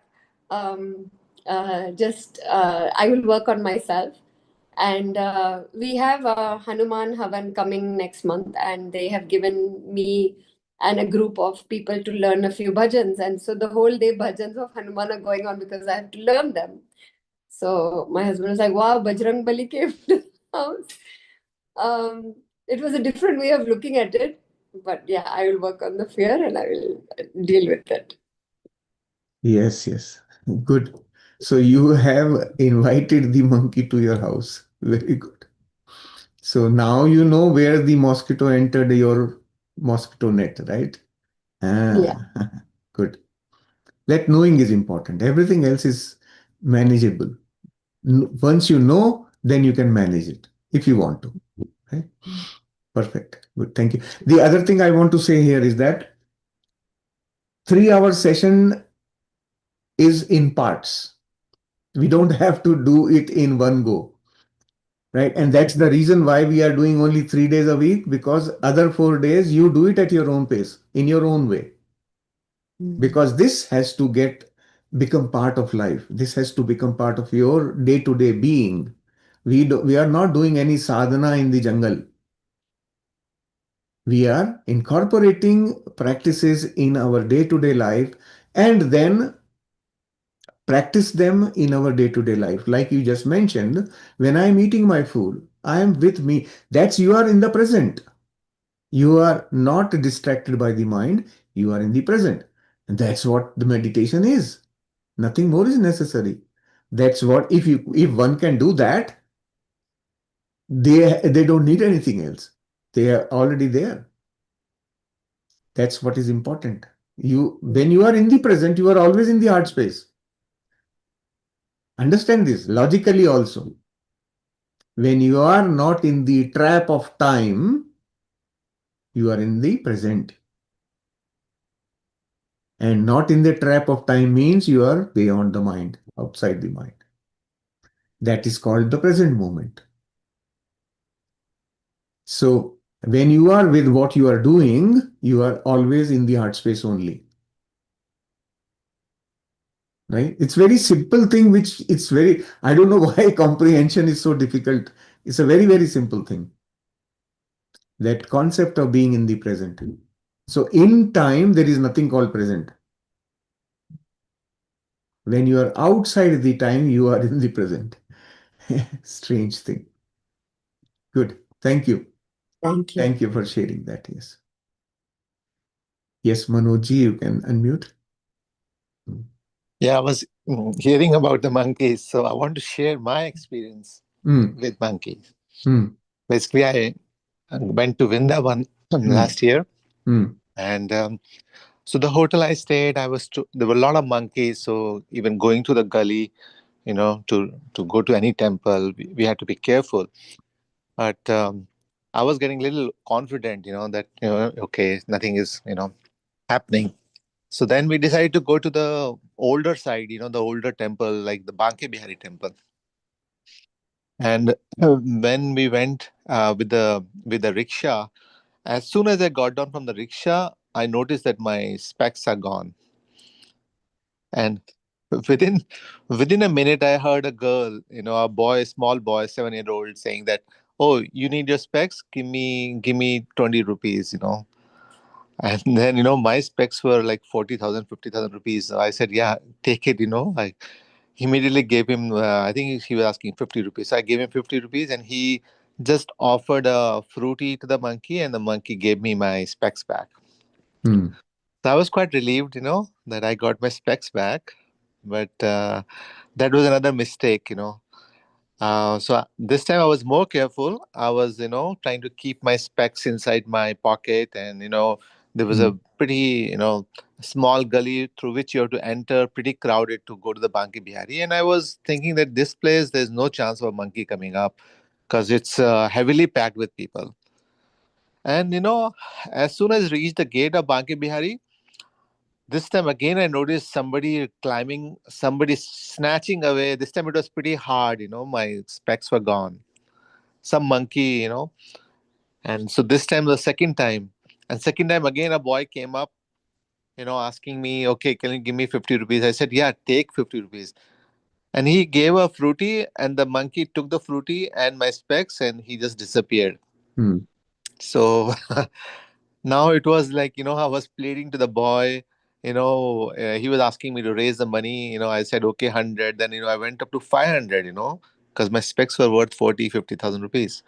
It was like that those mix. Uh, So finally, he tried, but we couldn't find the monkey. I looked around. I asked the shopkeepers. They were in the terrace, and the guy, spent so much time. I spent so much time. Finally, after 1 hour, 2 hours, I gave up. Came back home, and I lost my 50,000 rupees specs to mm, those monkeys. I don't know where they gone. mm, And then a week or two later, um, my cousins had gone. Same experience. They lost their phone, mobile. Somebody lost their purse. So it's a huge challenge in Vrindavan. One has to be very, very careful of not stepping out with anything in your pocket or nothing. Just go out, keep everything in the hotel room, then go out. mm. Yeah, that was my experience. So what did you learn from this? What did you learn from this experience? For me, I learned that I have to be, next time if I go, for me, I have to be listen to the people. People were telling me that, you have to be careful from the monkeys. And I got a little confident. Next time I'm going to keep everything in my room, Mm, step out without any gadget or anything, be more careful. um mm. yeah. Uh, Have and you have you been listening to the lessons so far? no, I just joined few days. That's the this is why your experience sharing tells me about it. So please, you won't make any progress if you haven't started from the beginning. Oh, I see. Yeah, just Okay. understand this thing. So what's a lesson I should learn, Shailaji? Your lesson will be unique to you.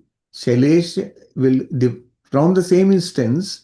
My lesson will be very different from what your lesson is. This is why I asked you the question like, did you learn something from this? Right? And that would what you described, you did learn that you have to be more careful. So that told me that you are very firmly rooted in the mind.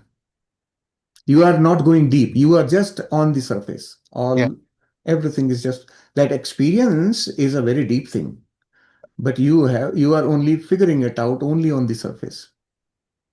And that depth will come only when you have gone through the practices from the beginning. I So my suggestion is please go through what we have been doing in the last probably since the beginning of March.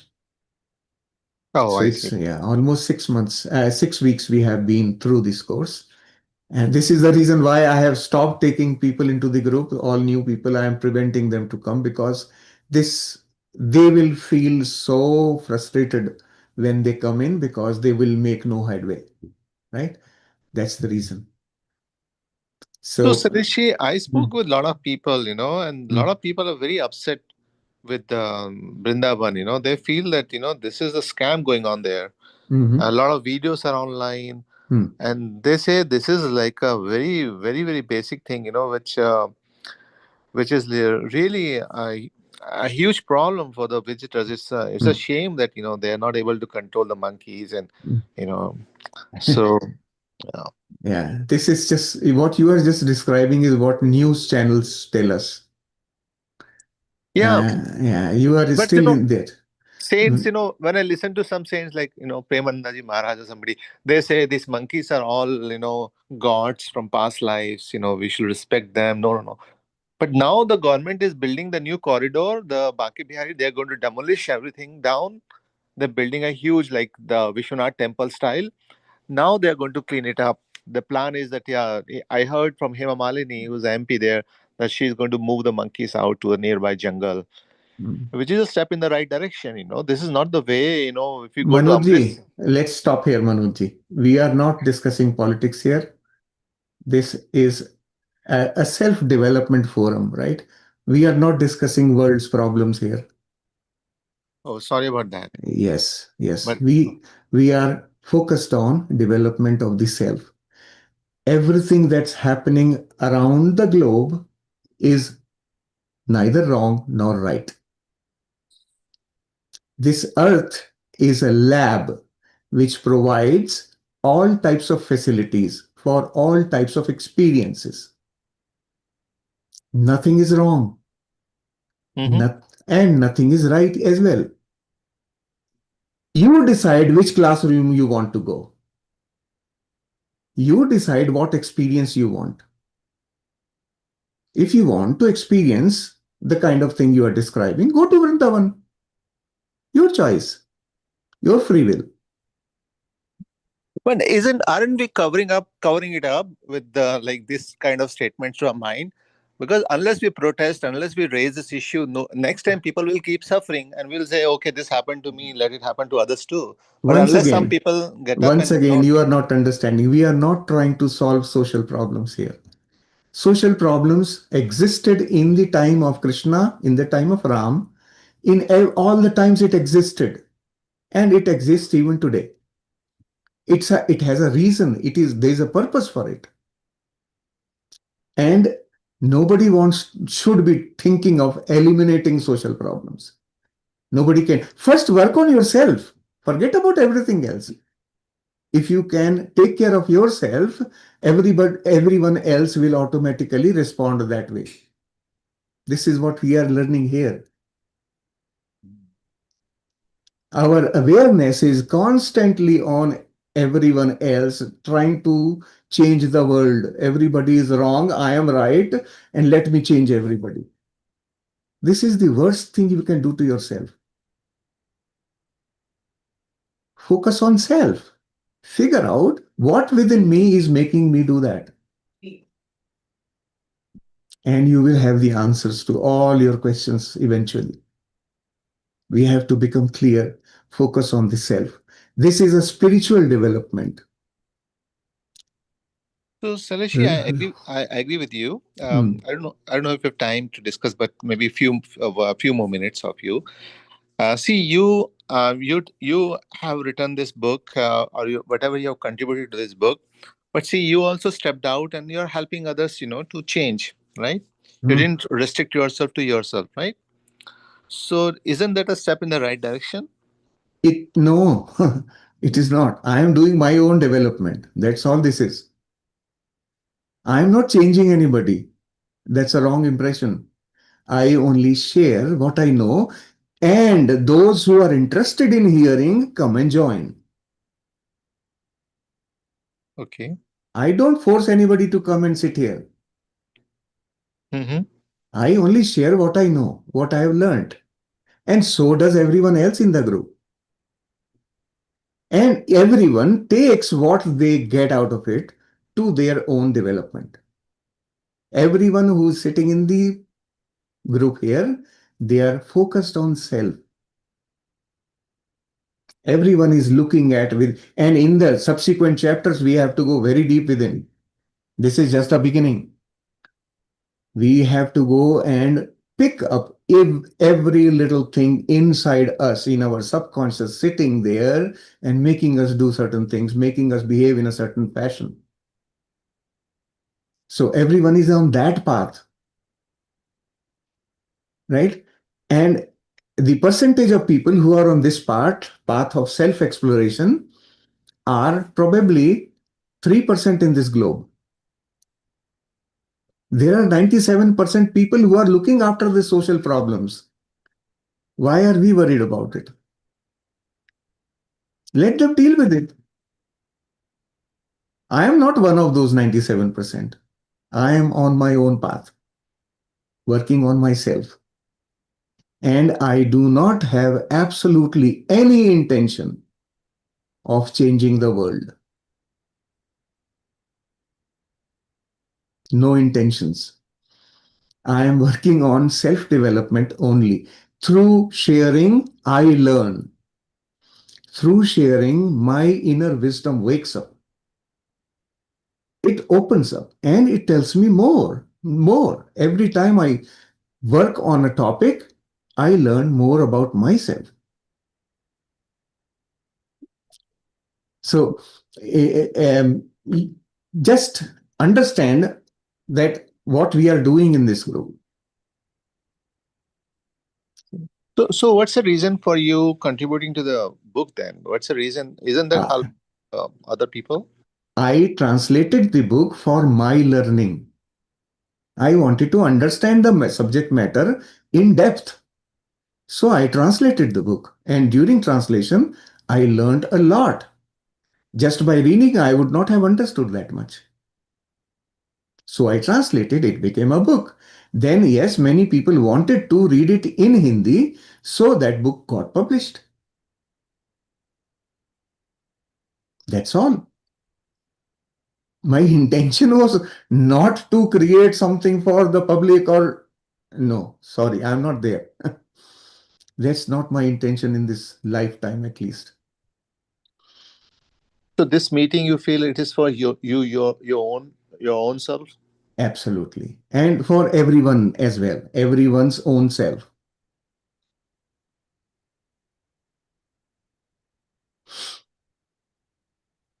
Everyone who joins, they join the meeting on their own will, because they feel that they get something from here for themselves.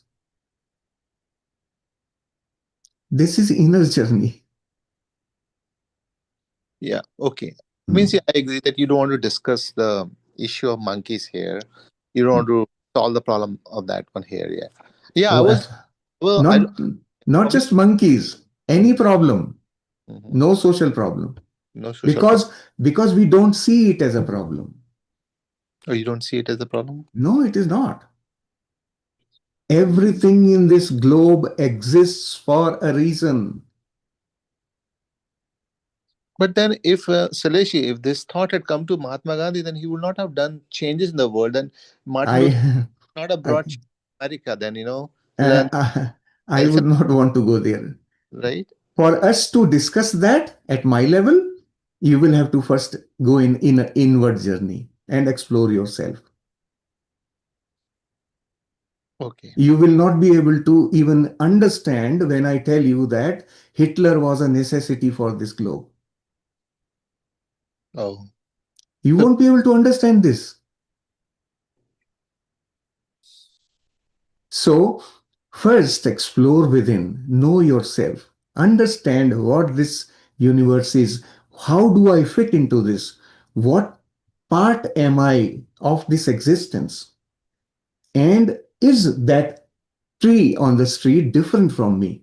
Is that monkey on the street different from me? so Saleshi, then you feel that the Holocaust which happened, it was right thing which happened. Absolutely, yes. It is not neither right nor wrong. This is what I'm saying. It had to happen.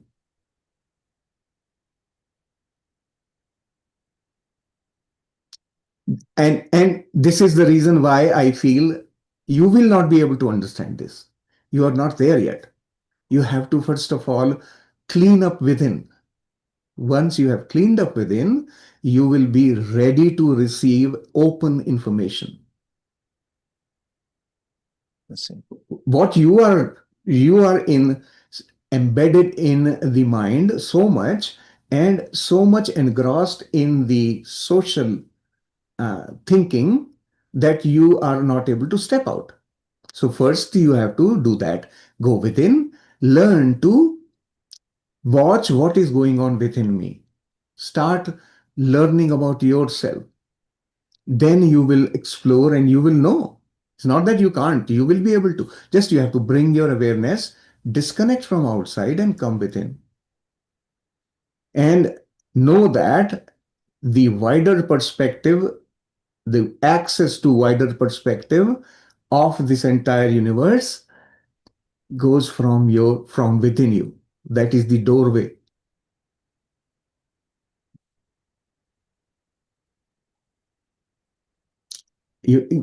I hope I'm making this slightly more clear now. Inward journey is the first step. Yeah. Disconnecting from outside.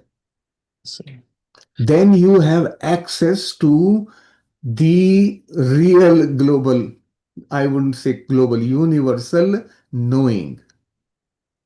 Then you begin to see, well, okay, my thoughts about this being wrong were not appropriate. My thoughts about this being right were not appropriate. There is more to it, right? Everything is contextual. The logic is contextual. Every logic fits in a situation.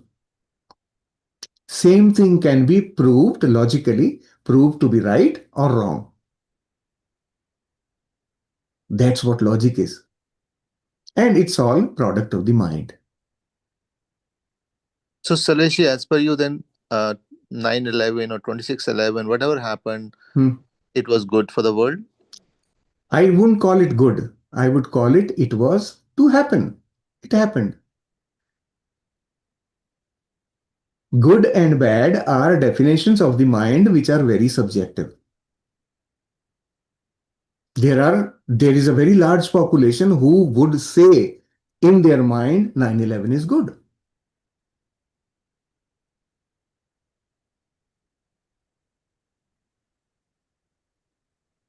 You got, but we are not open to it. Why? Because I have a bias. And I am working with my mind. My mind has biases. I have embedded thoughts. And I'm working with that, and this is the whole world for me. I haven't stepped out of the well yet. I'm in the well, and I know this is the whole world. When I step out, I begin to see, oh, there is more to it. Then I learn about it. And then my thinking starts to change. In the olden times, people used to travel. Why? Not because they were uncomfortable at home. They wanted to expand their horizons, learning beyond what they already know. So, the simple answer to all your questions is bring your awareness back to yourself. Look within. Start exploring yourself, and you will find amazing things within that will help you. Okay? Yeah, it's a completely different contrast. Mhm. Your It is. perspective, your perspective is totally different from Yes. whom I spent time with. Like what happened was I was in Malaysia for 2 years and I spent a lot of time with the ISKCON people. And there, the concept was the more you spread the teachings of God, Mm. more you benefit. Like it's like commission you get. Anybody who Yes. comes to God, Yes. on a like an insurance guy, you also get a Mm. commission. Yeah. So Mm. their thinking was completely on spreading the God's name, spreading ISKCON further and Mm. further.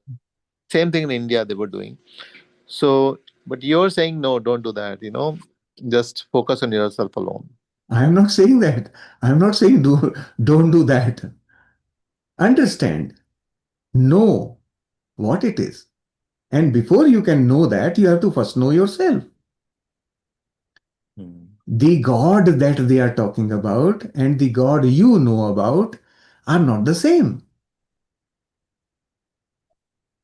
And at the end of this course, the God that you will know will be completely a different thing.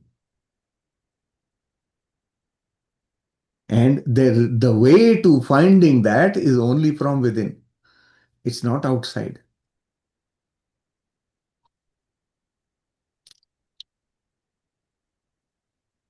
Yeah. you you will learn.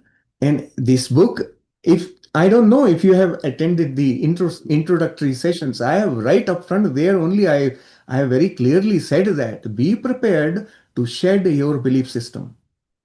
Hmm. Why? Because this book will very lovingly, very slowly introduce thoughts which are completely opposite to your belief system. Mm, that's what I had told right in the beginning. So be aware that we have set ideas, set thoughts, and that how will you know what I have is by going within you will know.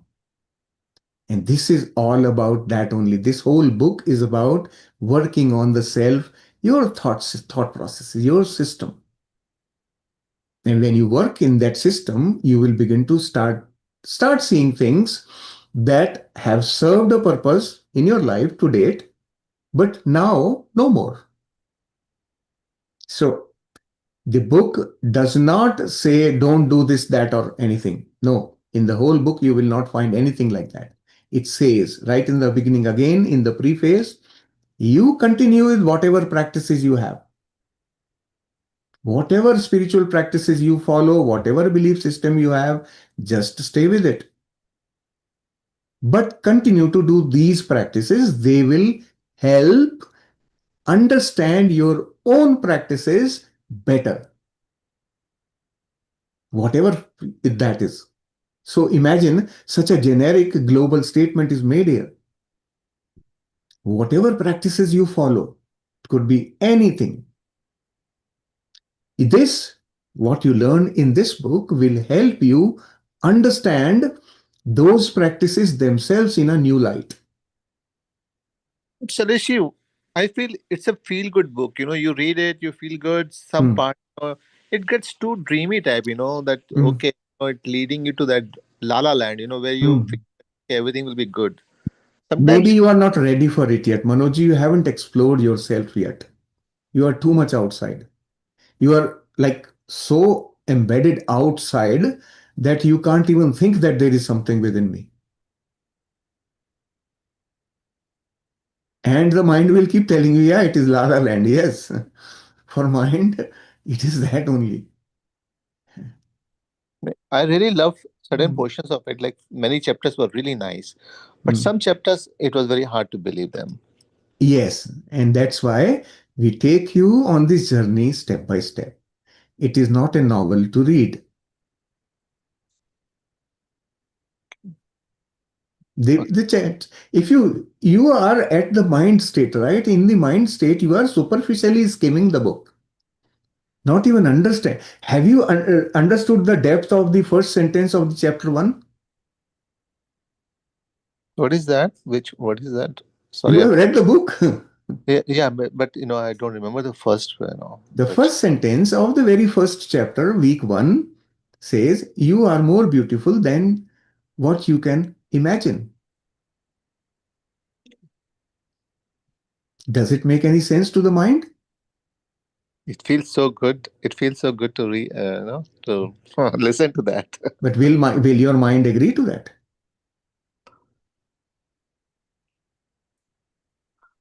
Uh, The mind has seen only that image in the mirror and the image that society has given to you.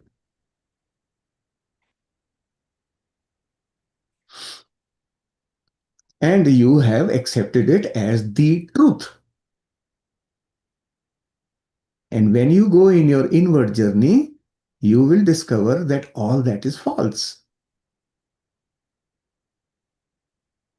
Now your truth has got shattered.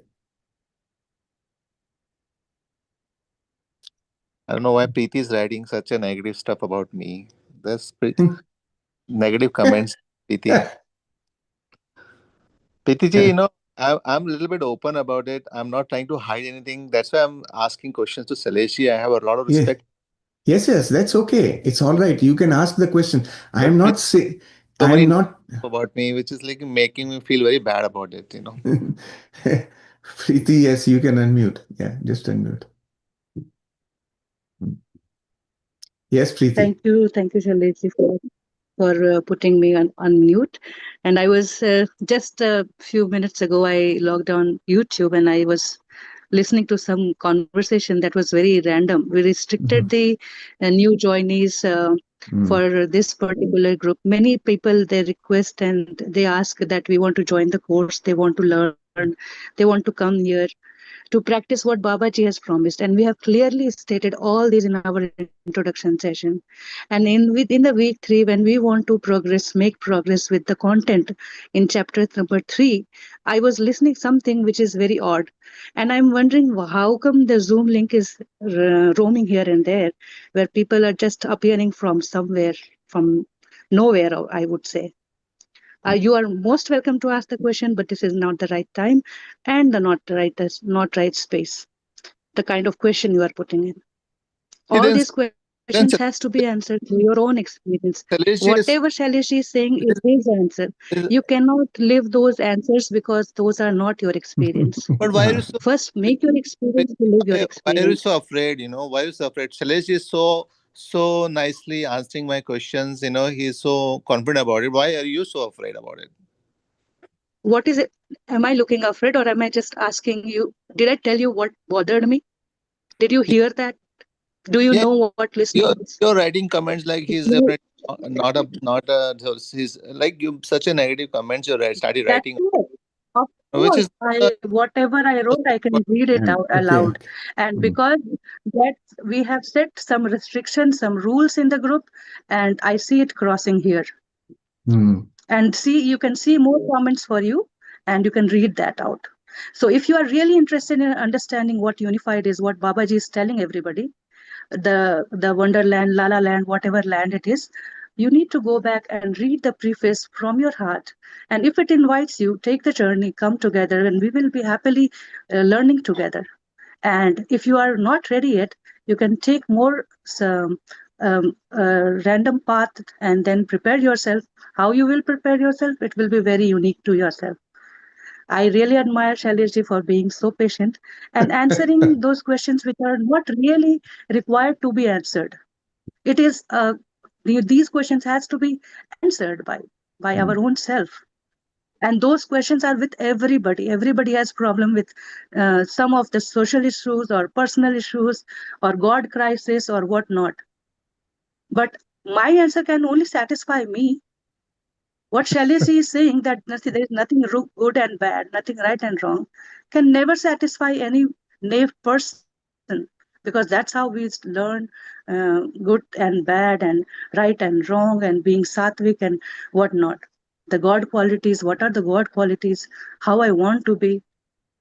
These are all inner seeking. You are just in the mind, like making this channel as a news channel, something like that, I can hear.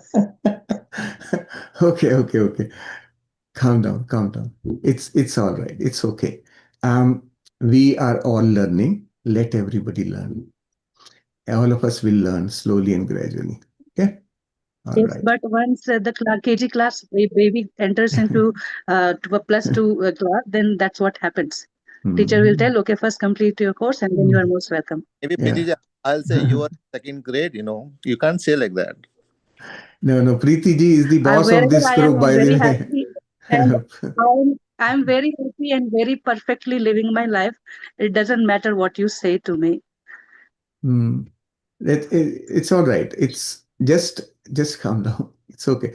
Manoj ji is not ready for the course yet, and that prep steps that we have done in the past, whatever preparatory stage, we have discussed lots of thinking patterns about the mind, about how we think, about how we deal with things in our social system, etc.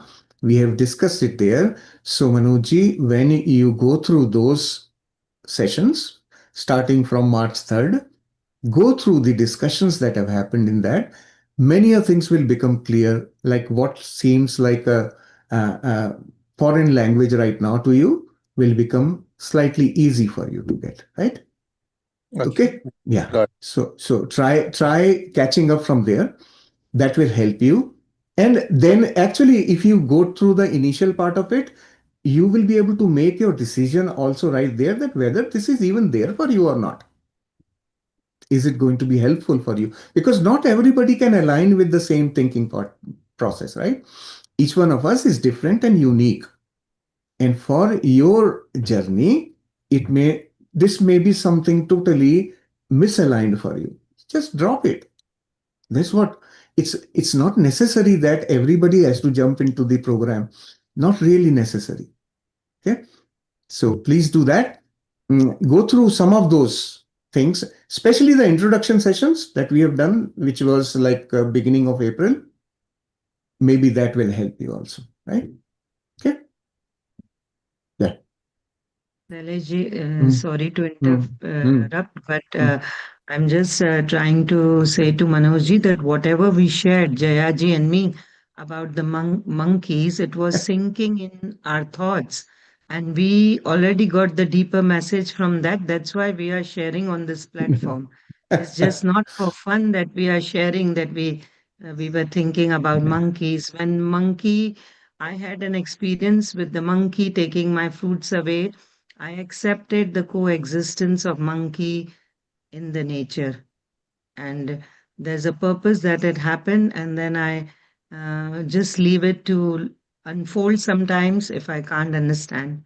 So it was in context of something else. It Mm. was not for fun that we were just sharing. Yeah. And It's thank you for your yeah. understanding. This is Shailesh, how the same subject, same topic can be viewed very differently, right? Depending on where my state is. I have a different perspective to the same thing. Same thing is happening, right? And hundreds of people are witnessing the same thing. 100 people will have 100 different perspectives of it. Each one of us. And it depends on where I am within. My inner state will determine my perspective, right? So this is all this requires is to be in focused. Focusing in will help you, right? Yeah. So And when thank I you. shared, I learned myself Hmm. that about my thoughts, Hmm. that Yes. why this thought came into me is that I was not in that acceptance mode. Hmm. That when I thought that thankfully monkeys are not around. But Hmm. then when I shared, I learned from it myself. So Hmm. sometimes when you share, it's for a reason that you Hmm. want to learn a lesson from there. So, Yes, yes, yes. So yeah, okay. let's we have beaten the horse to death now. Let us not do any more of it, right? We are all uh, it's okay for Manoj to have asked this question because he is not aware of this group. So it's very early for him to be part of this group. So I have given him the right perspective so that he can start his journey from where we started. And then he will be able to catch up. Slowly, he will understand. He will figure out, well, okay, this is where I have to go.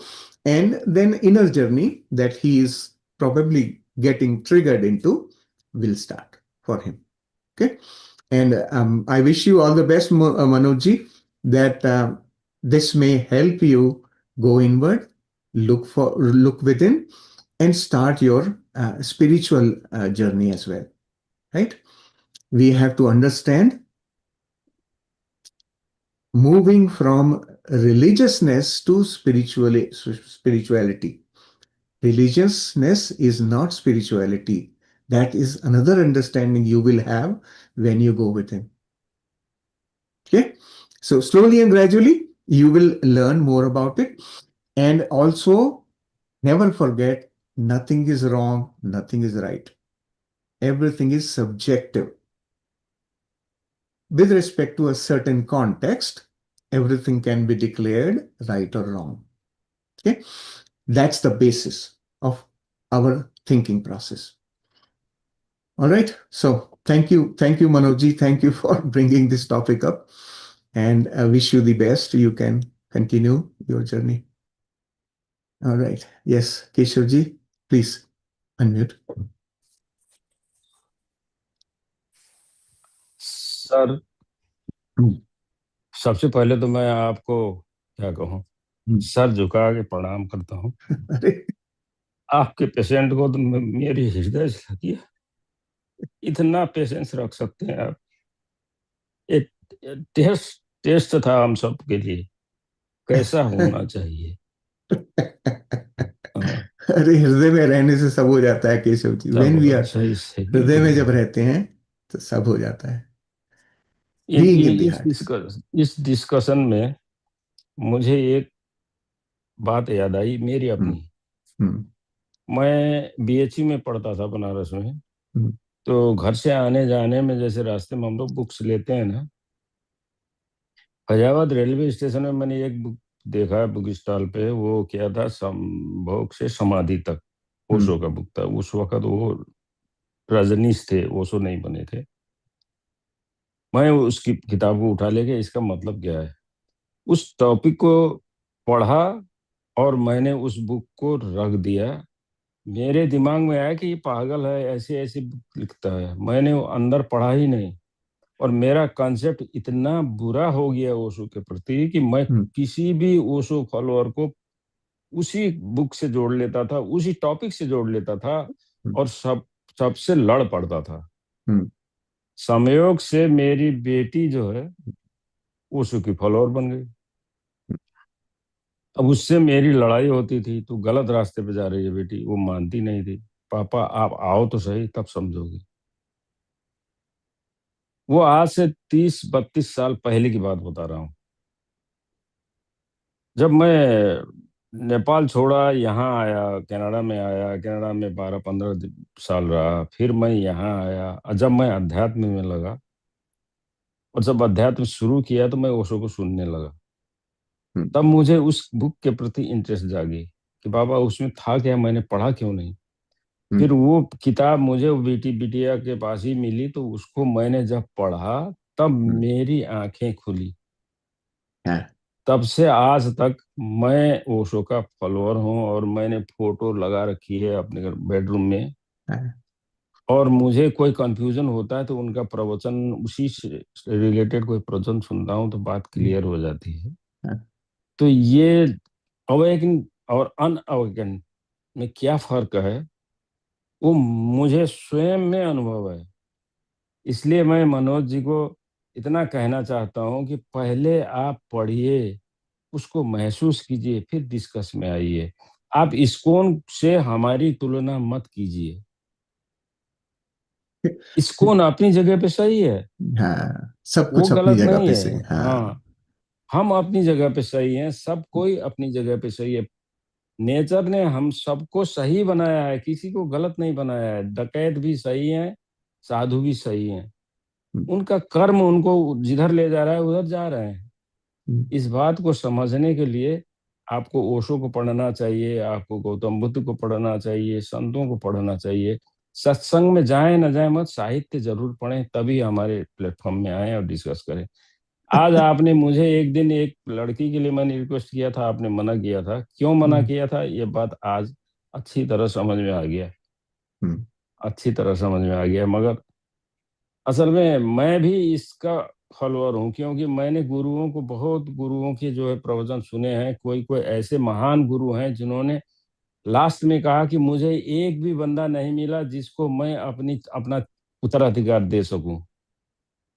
और उन लोगों ने अपने उस पे आश्रम पे ताला मार दिया कि भाई अब मेरे बाद यहाँ कोई नहीं रहेगा। हम्म, क्यों किया था? इसीलिए पात्र उनको मिला ही नहीं। हम्म, कुपात्र के हाथ में जाएगा तो गलत रास्ते चला जाएगा। तो ये बात आज हमारे उसमें जो प्लेटफॉर्म में प्रूव हो गया कि अवेकन और अनअवेकन में क्या डिफरेंस है। बस सभी साथियों को यही कहना चाहता हूँ कि आप लोग ऐसे ही यहाँ नहीं आए हो, आपने कुछ अच्छे कर्म किए थे, आपकी प्रैक्टिस अच्छी थी, इसलिए आप इस प्लेटफॉर्म में आए हो। अब 3-4 साल से तो हम लोग साथ में ही चल रहे हैं ना। हम्म, आज तक आपको ऐसा बंदा मिला था? नहीं।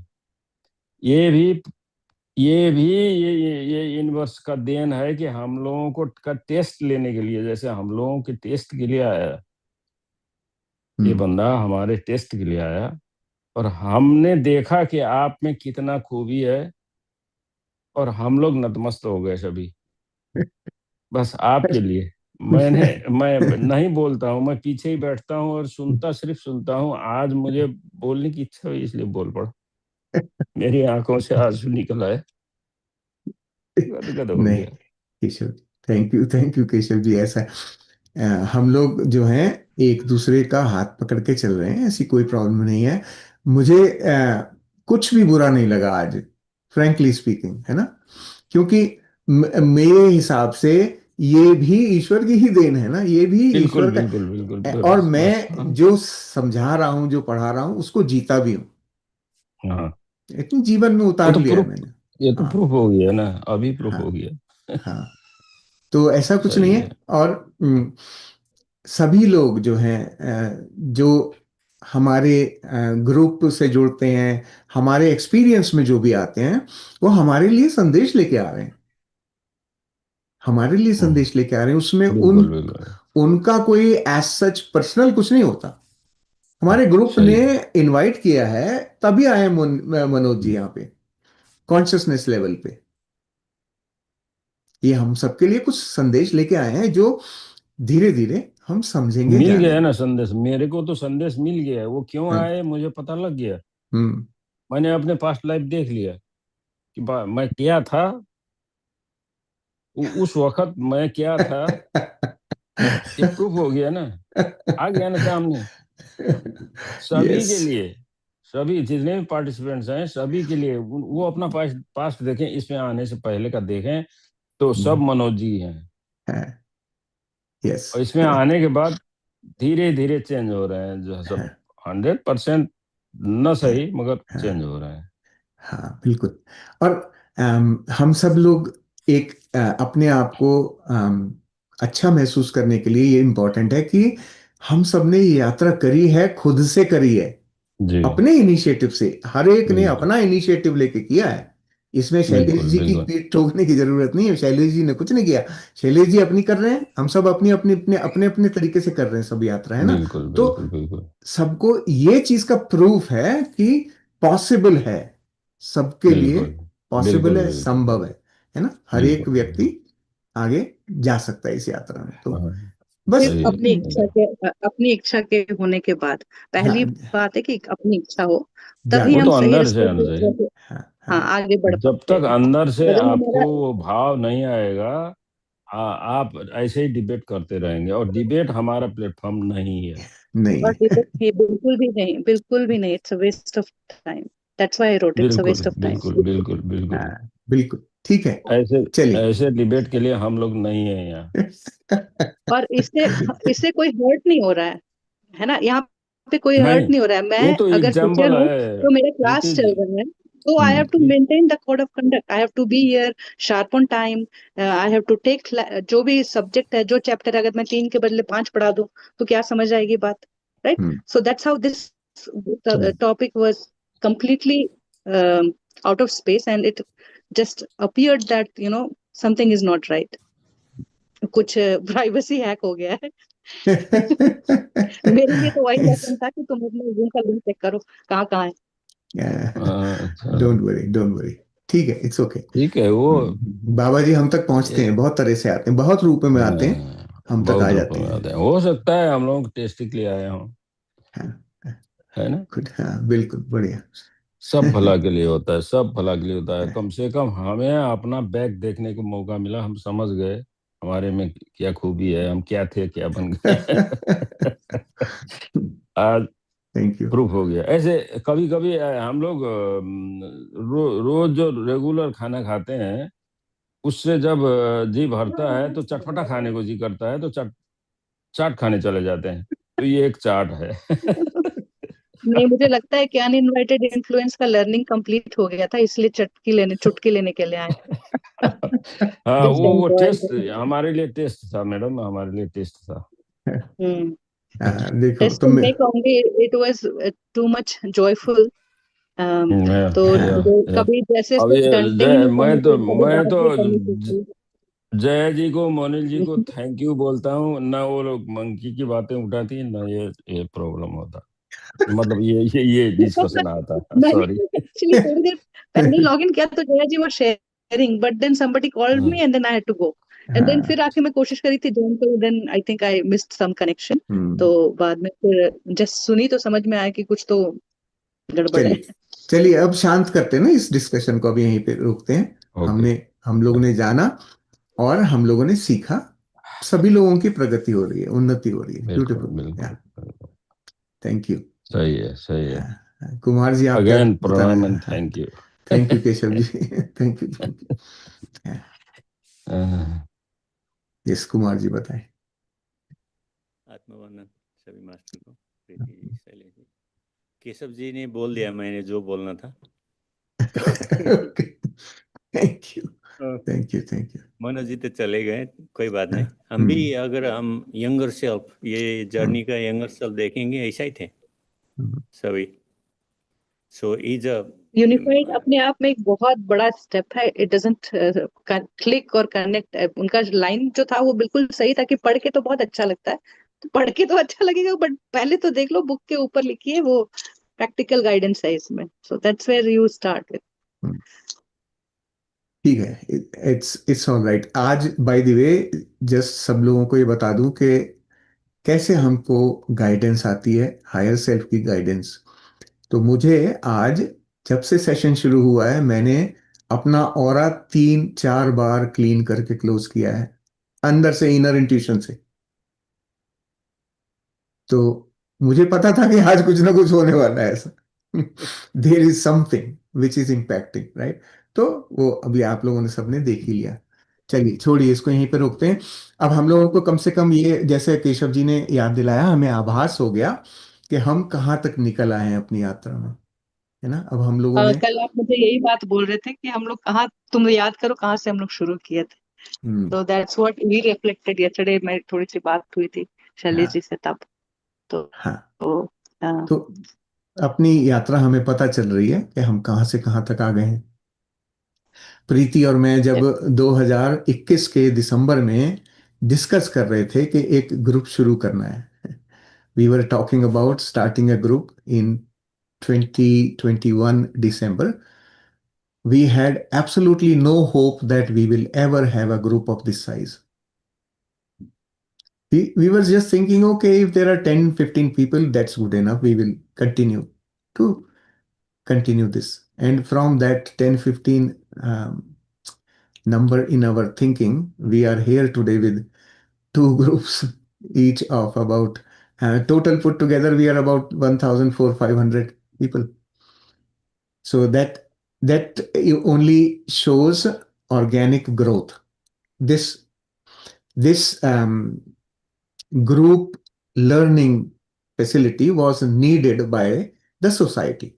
It was necessary, it was needed, there was need for it, there was demand for it, and it took birth. That's why it was born, because there was need for it. And that need is being fulfilled through our participation. So thank you everyone. It's true expression of yourself for the things that you are ready to do. I did not quit the job by thinking in my head that, I will be doing certain things like that. I Mm, just quit my job because something mm, was not clicking mm, that much. Something that made me think that what I really want to do, this is the time now.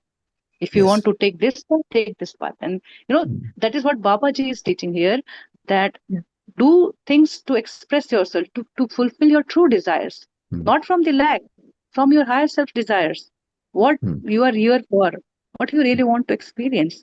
And mm, that's how it happened. And by then I didn't had this much depth of knowledge, but then things were happening just like that. mm, So definitely when we come, we are not here just as a teacher. We are learning from everybody's experience, and it yes. helps us grow. Everybody, like every Mm, time anybody's sharing, we have to come to that level and then, think, understand the thinking process, and then uh, respond accordingly. That help the other person. So that's the biggest learning. Your higher self is guiding, and you're receiving those guidance. mm, So nothing like that. And mm, whatever, like 2-3 hours we spend here, then the whole day we carry this in our head. It mm. is so easy to be in heart center, to remind yourself, okay, you are distracted now come back, and like that. Chalo. So I'd like to share one thing Yeah, here, Silent. yeah. Mm, You already passed. That's mm, why you're a teacher, right? I cannot compare with you. I know how much I have to work because of the discussion. I was want to jump into the between. That's my work. It's every single time. Pretty mentioned that one, because of the making the order the school classroom, right? But I'm looking myself how much I have to work on it. So this is the मेरा काम आ गया है इसमें, बहुत काम दिखता हूँ मैं. This is तो आप तो पहले से पास है ना. This is the banking system नहीं होता है. This it's a banking stress जब जब क्राइसिस होता है उसके टाइम में फिर और उनको डिपॉजिट मांगते हैं. बैंक का स्ट्रेस इसे है यहाँ पे. बाबा जी ने इसको बम्पी करके स्ट्रेस टेस्ट किया. मेरे खुद को देखा, मेरे को इतना काम है मेरा बाकी है. और this is the thing I have to work. बहुत काम है. Thank you. Thank you. Chaliye. Okay, so we'll bring our session for today to a close here. I once again remind everyone that for the next 4 days you are on your own. Continue to use the activity workbook. Follow the workbook to help you remain on track and consistency. Right, so just go ahead, do that in the group, of course, as you have all been very actively participating, sharing. Perfect. In WhatsApp group, just continue to participate and share what you are learning. Right. So thank you. Preeti, anything you want to add? Monilji? No, I wanted to share that since we are doing this uninvited influences, safeguards, and all Yeah. that. So I'm here as my father passed away on April 5th. So I'm here in India, and it was his last celebration yesterday. And so a lot of time it was like test like this, and like so many people and so much of crowd. and things are always like that, and always being in heart center, always that vibration, that pulsation is reminding to be here and seeing that, recognizing the God presence in every moment. So it was just like aligning the week and the experience, what we are going through. It was amazing. And um, when I came here, it was again like same kind of so I just could not stop myself, and I joined on Zoom and just expressed myself. So It's perfectly okay. Good job, It's Kritiji. good. You did it exactly, not everybody else wasting See, time. So you got it. yeah, Yeah. it's always necessary that whenever a situation is there, you need two types of interventions, right? While I was handling it in a soft fashion, Preeti ji brought the danda. So Good cop, bad cop. we are a Always have to good team. All I'm saying is we are a good team. and also I was meant to be here. Otherwise, I would have skipped. Okay, maybe it's too late. Maybe the session would have got over. That but I came and it was something like waiting for me. Okay, to be part of it. Otherwise, I would have Silly. got up last night. I could not sleep all night. I was catching up session and I was like so much excited. I couldn't sleep last night. Yeah, And good. All right. Chaliye. Thank you, masters. Next week again, we will start with the next chapter, chapter 4. Right. So keep practicing.